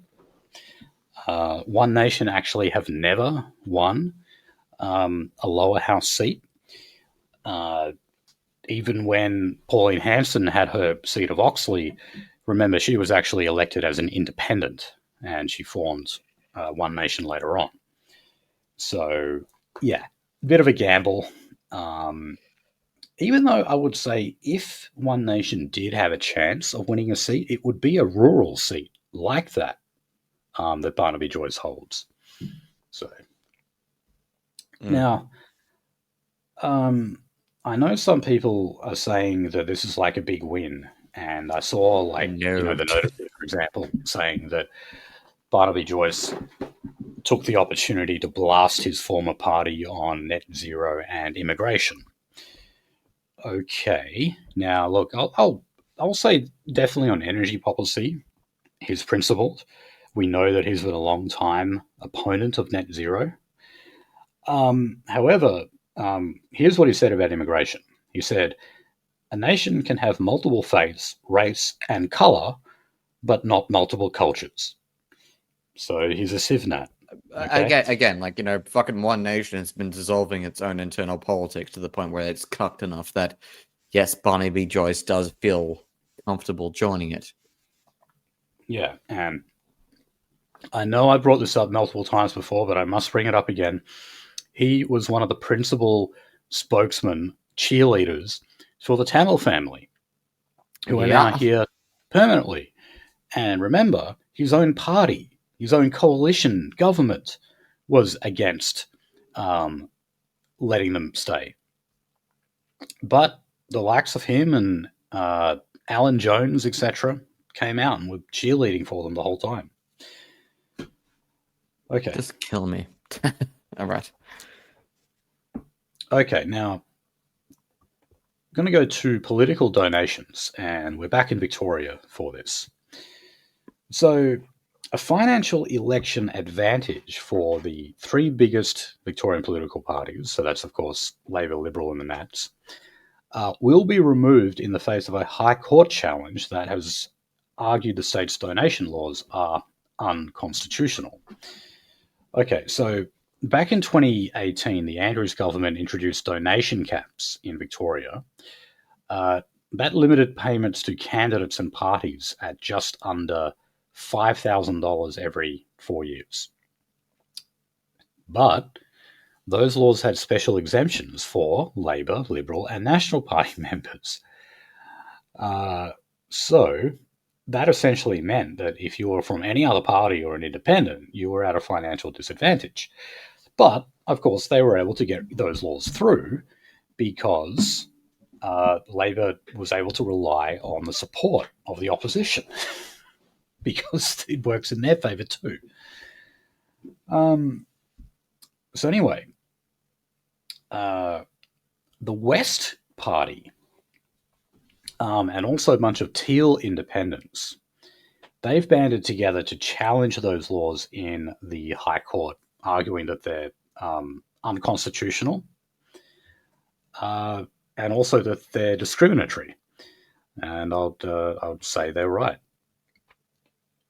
So rather than let this go to court, it looks like the Victorian government is just going to quietly repeal them.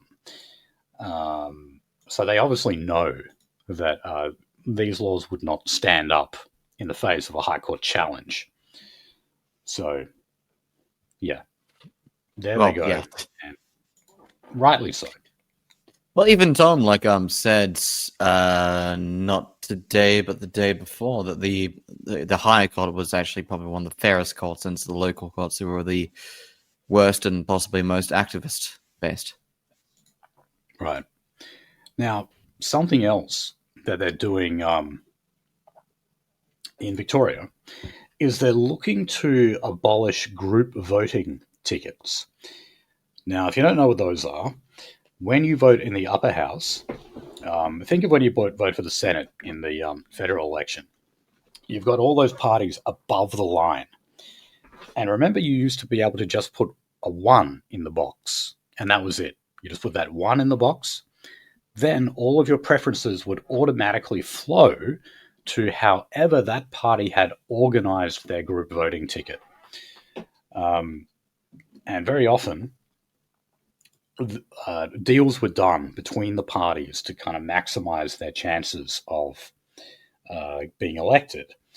Now, group voting tickets were also notorious for keeping One Nation out of power. One Nation actually would consistently do well in the Senate vote in federal elections.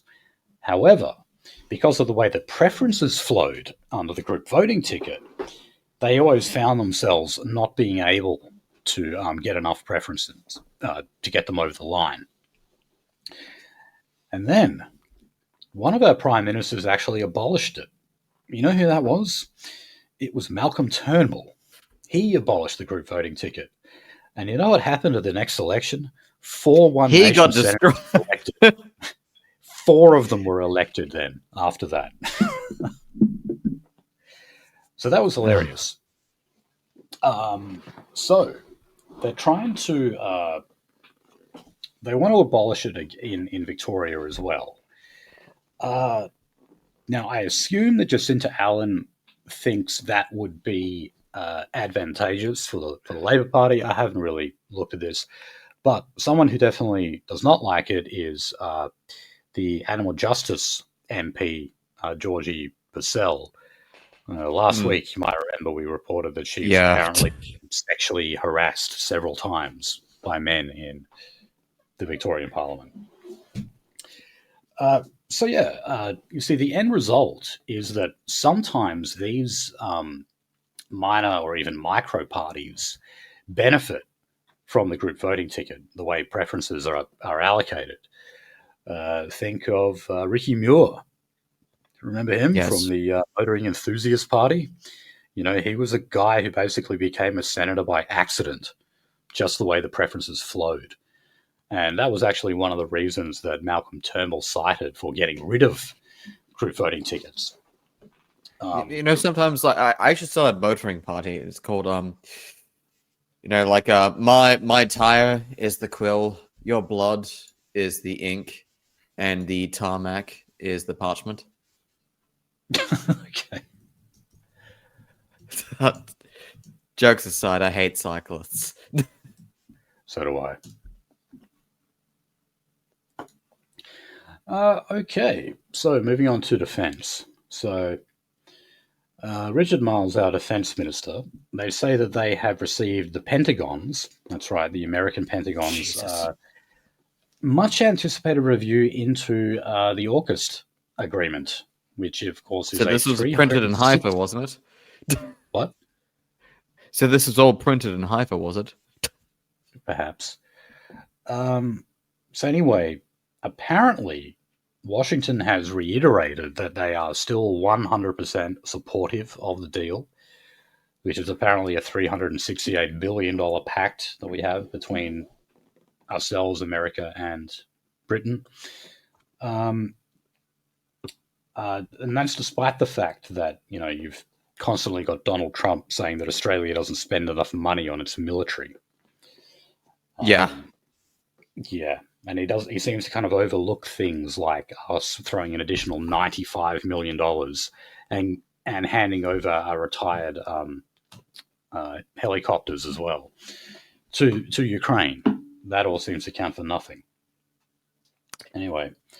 Did you also see the HMS Brisbane returning to Garden Island over here in Perth recently?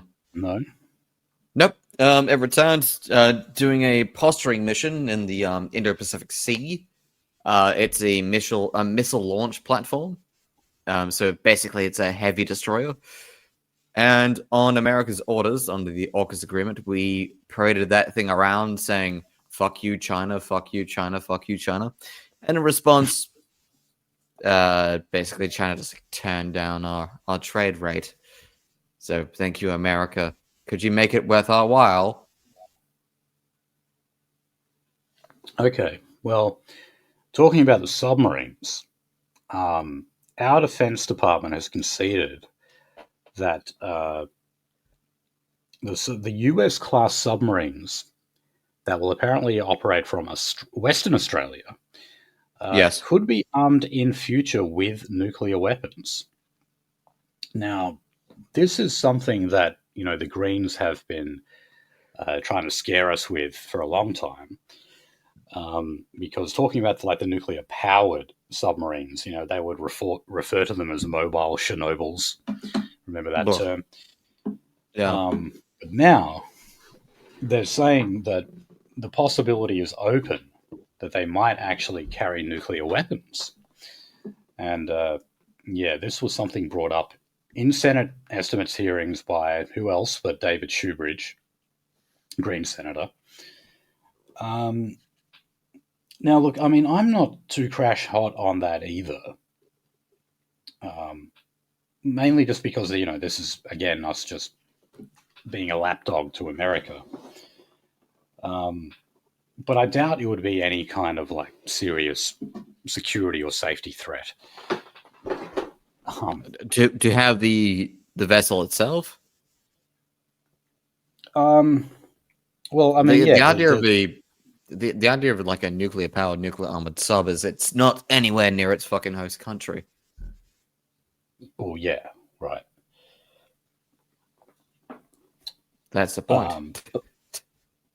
But I mean, a nuclear powered sub is also like a pretty safe thing to have.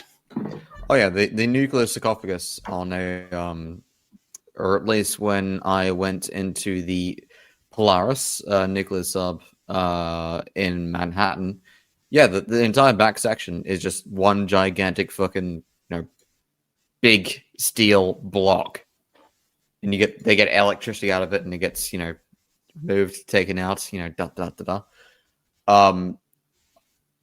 in the modern day, if you're a submarine and you shoot anything, you're getting destroyed. Are you shooting a torpedo? Are you shooting some kind of conventional missile? No, you're shooting a nuke. If not a nuke, a small nuke. A snook. A snook? Suitcase nuke. No, no, but yeah, no, it's there's no point of having like a submarine if you're not actually firing something that would give a nation pause. That's the entire idea. It's a sneaky little shit. That's the point, isn't it? I know. Yeah. Yes.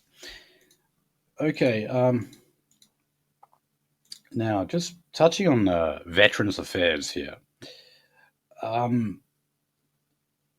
Some advocates for veterans are saying that unless they have their claims heard, that they will commit suicide.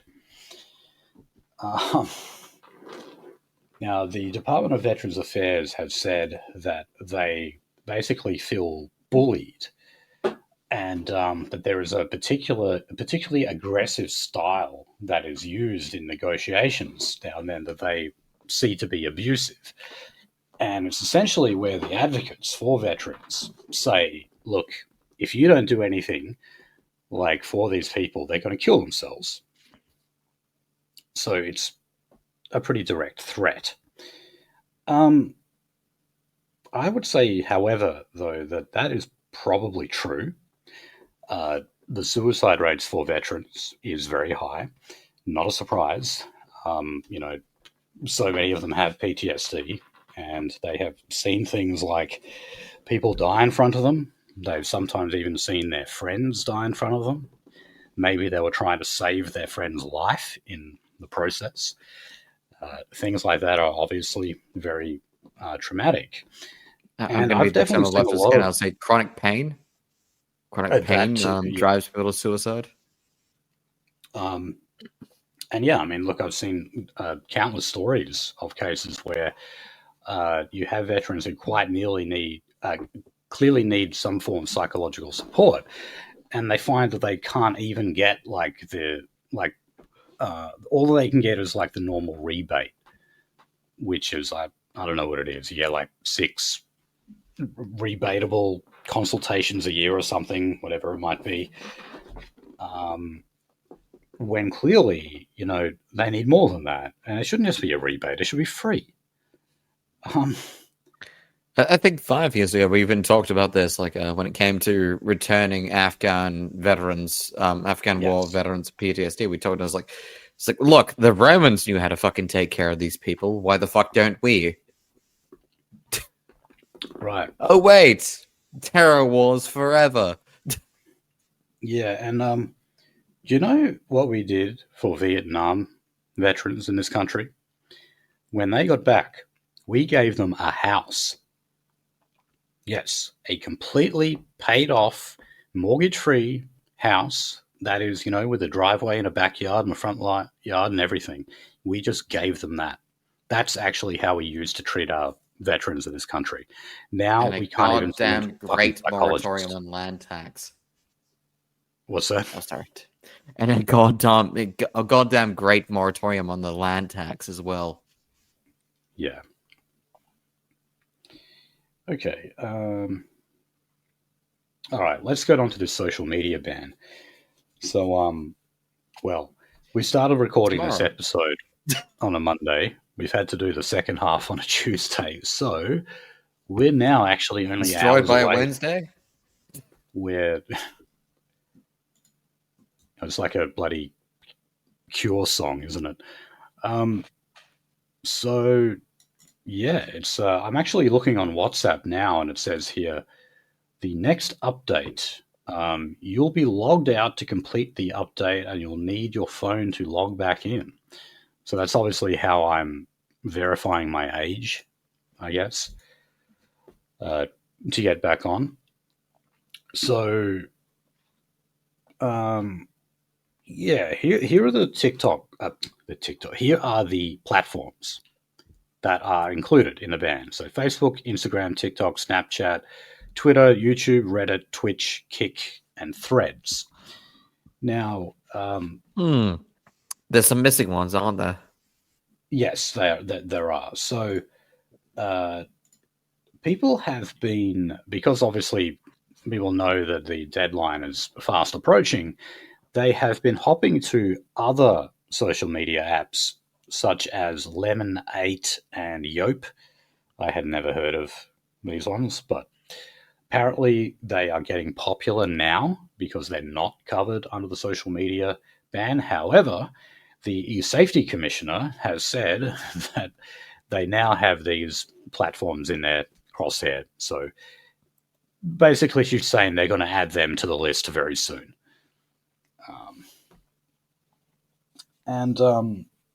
Yeah, I mean, I was talking to Kyber about this, and be interested to know, will they ever, say, target IRC? I'm not sure if people still use it all that much anymore, but I can imagine that it would become more popular if it's not captured by the social media ban. Then people might start flooding back on IRC again. But look, whatever happens, you're not going to be able to stop teenagers from communicating with each other. They'll definitely find a way. And I've heard also people point out that this is also in a way designed to stop young people from going down the right-wing rabbit hole and becoming radicalized. And yeah, of course, I get that too. And I always say that whenever the government bans something or places a restriction on something, you should always ask, will that hurt white nationalists? Or is there a hidden agenda here to target white nationalists in the end, such as when they pass terror laws or laws against encrypted apps, or making it compulsory to provide access to encrypted apps, things like that? I was going to say, probably the biggest takeaway outside of the digital ID and and how many fucking libertarian souls will burn over that. How many porn sites are included? Yeah. Why is what's it called? Pornhub. It's literally not included. Surely having, there shouldn't just be a social media ban. What about an obscenity ban, so that all these porn sites are taken down? But Fidian, that would destroy the trans youth. Oh, of course. Well, look, that was actually one of the arguments against the social media ban. They said that in particular it hurts LGBT youth in regional areas because, they've got no one to talk to. So yeah, who are you to stand in the way of them talking to groomers of much older people who apparently, help them realize who they are and in this coming of age moment, and help them discover their true identity by molesting them. So, look, overall, I think it's a good idea because kids have been corrupted to a large extent by social media and just technology generally. They have too much screen time. I think it's actually been particularly harmful for the girls because they're the ones who suffer much more harm when it comes to cyberbullying. Also promoting, ridiculous beauty standards and encouraging eating disorders, things like bulimia and anorexia. International hen picking, yes. Yeah, and also we carried. I think we did a story last week about how social media encourages prostitution as like a glamorous lifestyle. Yeah. You Well, know? I'm very Shit happy like- that like Bonnie Blue was just arrested in fucking Indonesia for that shit. Yeah, right. Yes, that's great. But like guys aren't really corrupted in the same way. Maybe some of them, will get some body image issues as well, and that's why some of them maybe take steroids and that kind of thing. But it's so much worse for girls, and their suicide rates are horrific in that regard. I feel sorry for everyone involved. Like, no one will ever twink Max as much as I do. All right, no, sorry, I had to throw that out there. Yeah. Okay. Now, oh god, talking about Anika Wells, but I must remind people she is your communications minister, not just someone who pisses up your tax dollars. And she's an American. She said if unsafe content is accessible to under 16s on YouTube, well, that is YouTube's problem. Now, that might seem like a bit of an arrogant throwaway line, but remember this. If you're a teenager and you do access one of these restricted social media platforms, you're actually not breaking the law. It's YouTube's responsibility, it's the platform's responsibility to stop you from using it. That's actually what it is. So obviously they've removed that disincentive from teenagers themselves because they know they're not breaking the law. But yeah, they're just putting all the responsibility on the platforms, and it probably is going to cost them a lot of money. And if they then brought before the safety commissioner and said, well, look, all of these teenagers have been able to get on there, well, they're likely to be fined for that. Do we have to use old-timey racial slurs?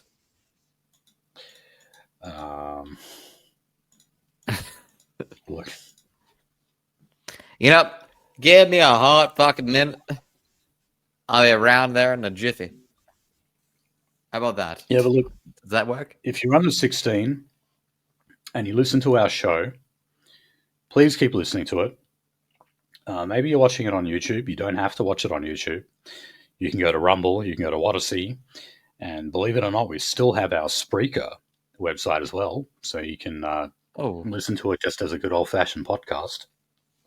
And as far as I know, it's perfectly legal for you to do all of those things, and just YouTube close to the Swan River to stop you from accessing our show on their platform. That's all.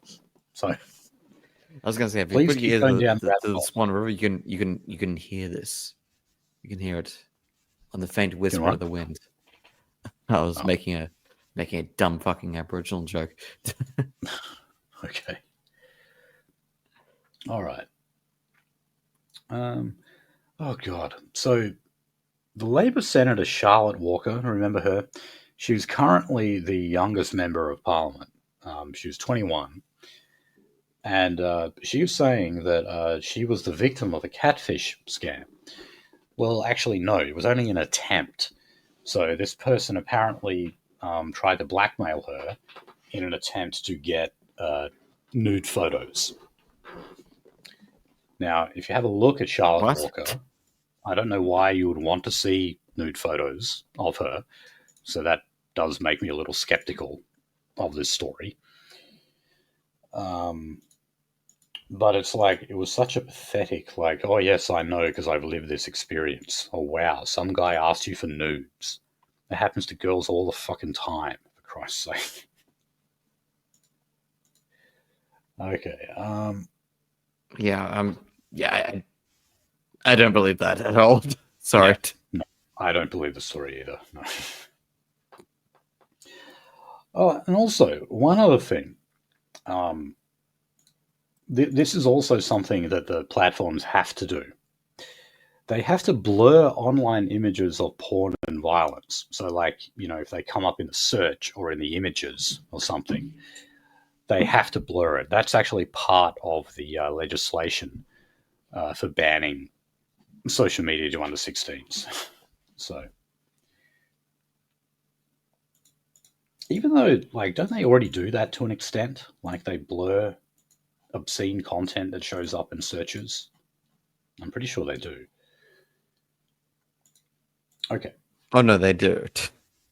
Yeah. All right. We already covered the stuff on AI. So the Hobart Stadium. Believe it or not, it is going ahead. So they had the final vote in Parliament. It passed. Most of us thought that is what would happen. And it said that it will be finished in 2028. Now, that is the same year. Oh, wait, no, sorry. It's supposed to be ready in 2030, but in 2028, that is the year that the Tasmanian Devils are set to enter the AFL. So, Wow. Tasmania's footy team. Yeah, like pretty much everyone in Tasmania, like they go for some Victorian club. And so, you know, they've wanted to have their own football club for quite a while. So, yeah, they're finally getting one. Victoria has 10. Tasmania will have 1. Western Australia, we only have 2. South Australia, 2. New South Wales, Queensland have 2 each as well. For a long time, they only had 1 each. It's so weird that, and then you've got Victoria that has 10. You know, because for so long it was just a Victorian game. Yeah, it's VFL. Yes. Yeah. I was gonna say, like, we did predict this. What about the the webfoot, the Tasmanian webfoot? The Tasmanian webfoot. Oh wait, Yes. you made like a AI graphic, didn't you? Yes, I did. That's what you're. Okay, yes, I remember that now. Oh, terrible. Okay. So, a little bit of health news. So, we've got a report from the AMA, the Doctors' Union, is what that basically is. And it has said, well, no surprise here, that private health insurance is increasingly failing to deliver value. Yeah, look, I've only had private health insurance for about 2 years now.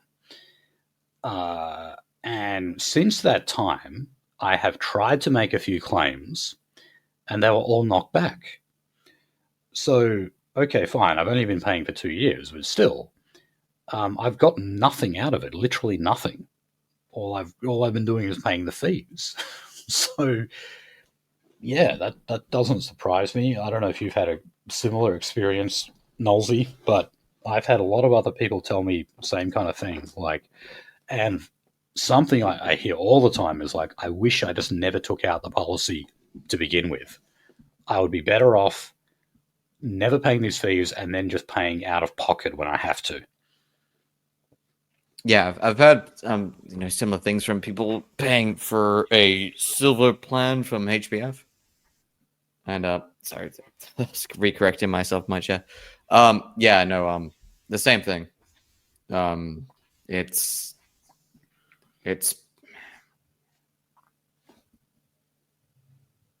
becoming non financially viable in its entirety. And I'm pretty much at the point now where I just want to. I think I'm just going to end my policy because I'm just paying for literally nothing. And I'm certainly asking myself, why did I actually fucking take it out in the first place? Okay.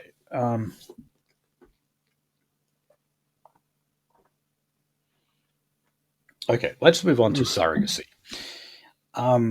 So Western Australia, you could say, has like caught up to most of the rest of Australia in that we have expanded surrogacy to people who are deemed to be medically infertile.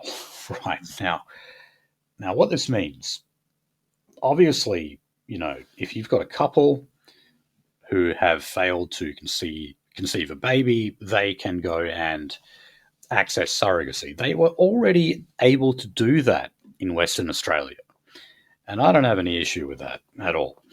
What I do have an issue with is the fact that they have now expanded who can get this. You know who can get it now? Gays Gay men and lesbians. Yeah. So if you look at this, if you follow the story there, they actually profile this fucking bulldyke couple. I thought they were men. Well, yeah, that's the thing. When they say lesbians don't exist, no. Look at this fucking woman and tell me that is not a lesbian. They do exist. Yes, they're rare. They're very rare, but fuck, they definitely do exist. Holy fucking shit! I mean, look, we Okay. we did an episode on the race alive. I'm sorry, we only did we do it very occasionally, but anyway, we reviewed a book. I encourage people to go listen to the episode if they haven't. We reviewed a book called Getting It Straight, what the research shows about homosexuality. And the idea that homosexuals are just the same as any other heterosexual couple when it comes to the raising of children is absolute crap. They are more likely to be violent. They're more likely to expose the children to alcohol and drugs. In the case of men, so when you have two dads, I shit you not, you have a 1 in 3 chance that one of those dads is going to sexually assault you. That's what the studies actually show. It's only 1 in 3? It's not quite as bad for lesbians, but still, lesbians, for example, have very, very high rates of domestic violence. They like slapping each other around. Miley Yiannopoulos wrote an article on this called Attack of the Killer Dykes, where he went through the stats on it. So no, while I have no problem at all for surrogacy for couples who have failed to conceive, no, this stuff should not be available to queers. All right. E-bikes. An e-bike rider has died in Sydney CBD after he collided with a garbage truck. So, Chris Minns, the Premier, is now saying that there is going to be a review of e-bike safety measures. You need a license. You reckon that they should do that? Oh, no. Not at all. Like, you need a license to ride a bike? I think, you know what, I don't know, that isn't such a bad idea, because cyclists want to be treated as, they think their bike should be treated as a vehicle, which is why they ride on the fucking road and irritate everyone. Yes. I'm like, okay, well, if that's the case, if you want to be treated as a driver, then how about you register your bike and pay for it and chip in for the costs for maintaining roads? that drivers all have to pay. Do that, please. No, but these things. Could I talk to your libertarian sensibilities when I say like, oh, like, you know, if it's going to kill someone, you do need to show some sign of, like, you know, some merit of competence about it. So, right. If I rode a bike into you, would it kill you? Look, e-bikes have not really pissed me off yet. But e-scooters did. They really pissed me off. I don't work in the CBD anymore, but when I did, man, those fucking scooters really gave me the shits. So I was glad when they started cracking down on those.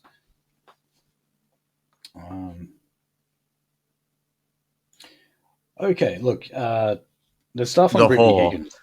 I think we might save the Brittany Higgins stuff till next week, because I just saw that there's another story that's come up. Linda Reynolds was just on 7:30. So maybe we'll save this stuff for next week. And look at that. We've already done the East Timor story too. So that actually brings us to the end of our content. So thanks, guys, for listening to this episode that we've actually spread over 2 nights. I hope this episode is out by the 10th of December, by the time social media will be apparently banned for under 16s. But yeah, thank you for listening, and we'll see you next week. Have a good night.